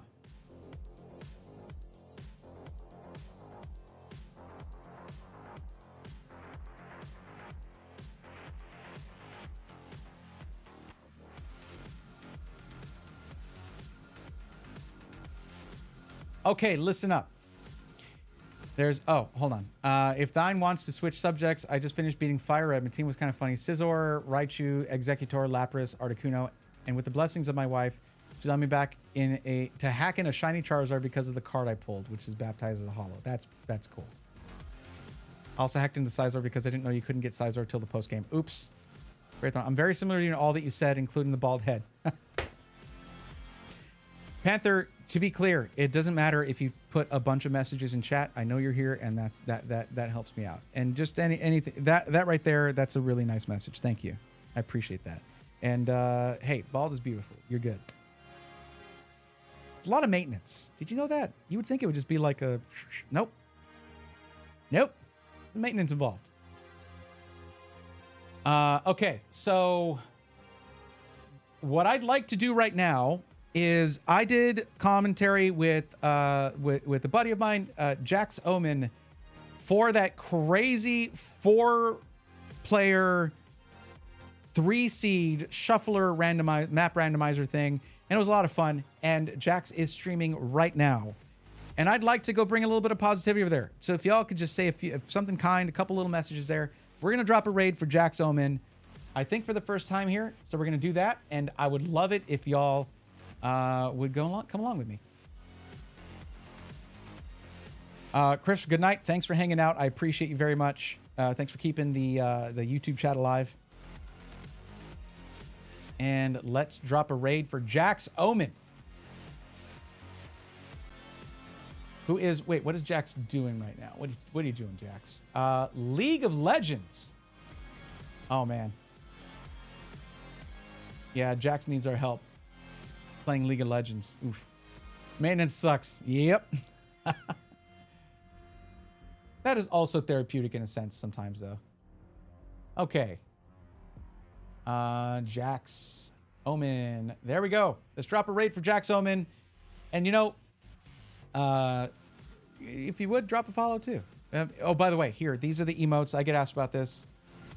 These are the emotes for people who are following. So this is, you don't have to be subbed for these. And if you are subscribed, these are the raid emotes right here. Your Honor, League of Legends. Guilty. All right, guys. Thank you so much for hanging out. We got more coming up on Thursday. I'll see you then. And maybe another gaming stream on Friday. That would be on the Braithorn EX channel on YouTube and on the Twitch channel. So get subscribed to Braithorn EX if you haven't already. Thank you guys for hanging out. I'll catch you on Thursday. Until then, take care.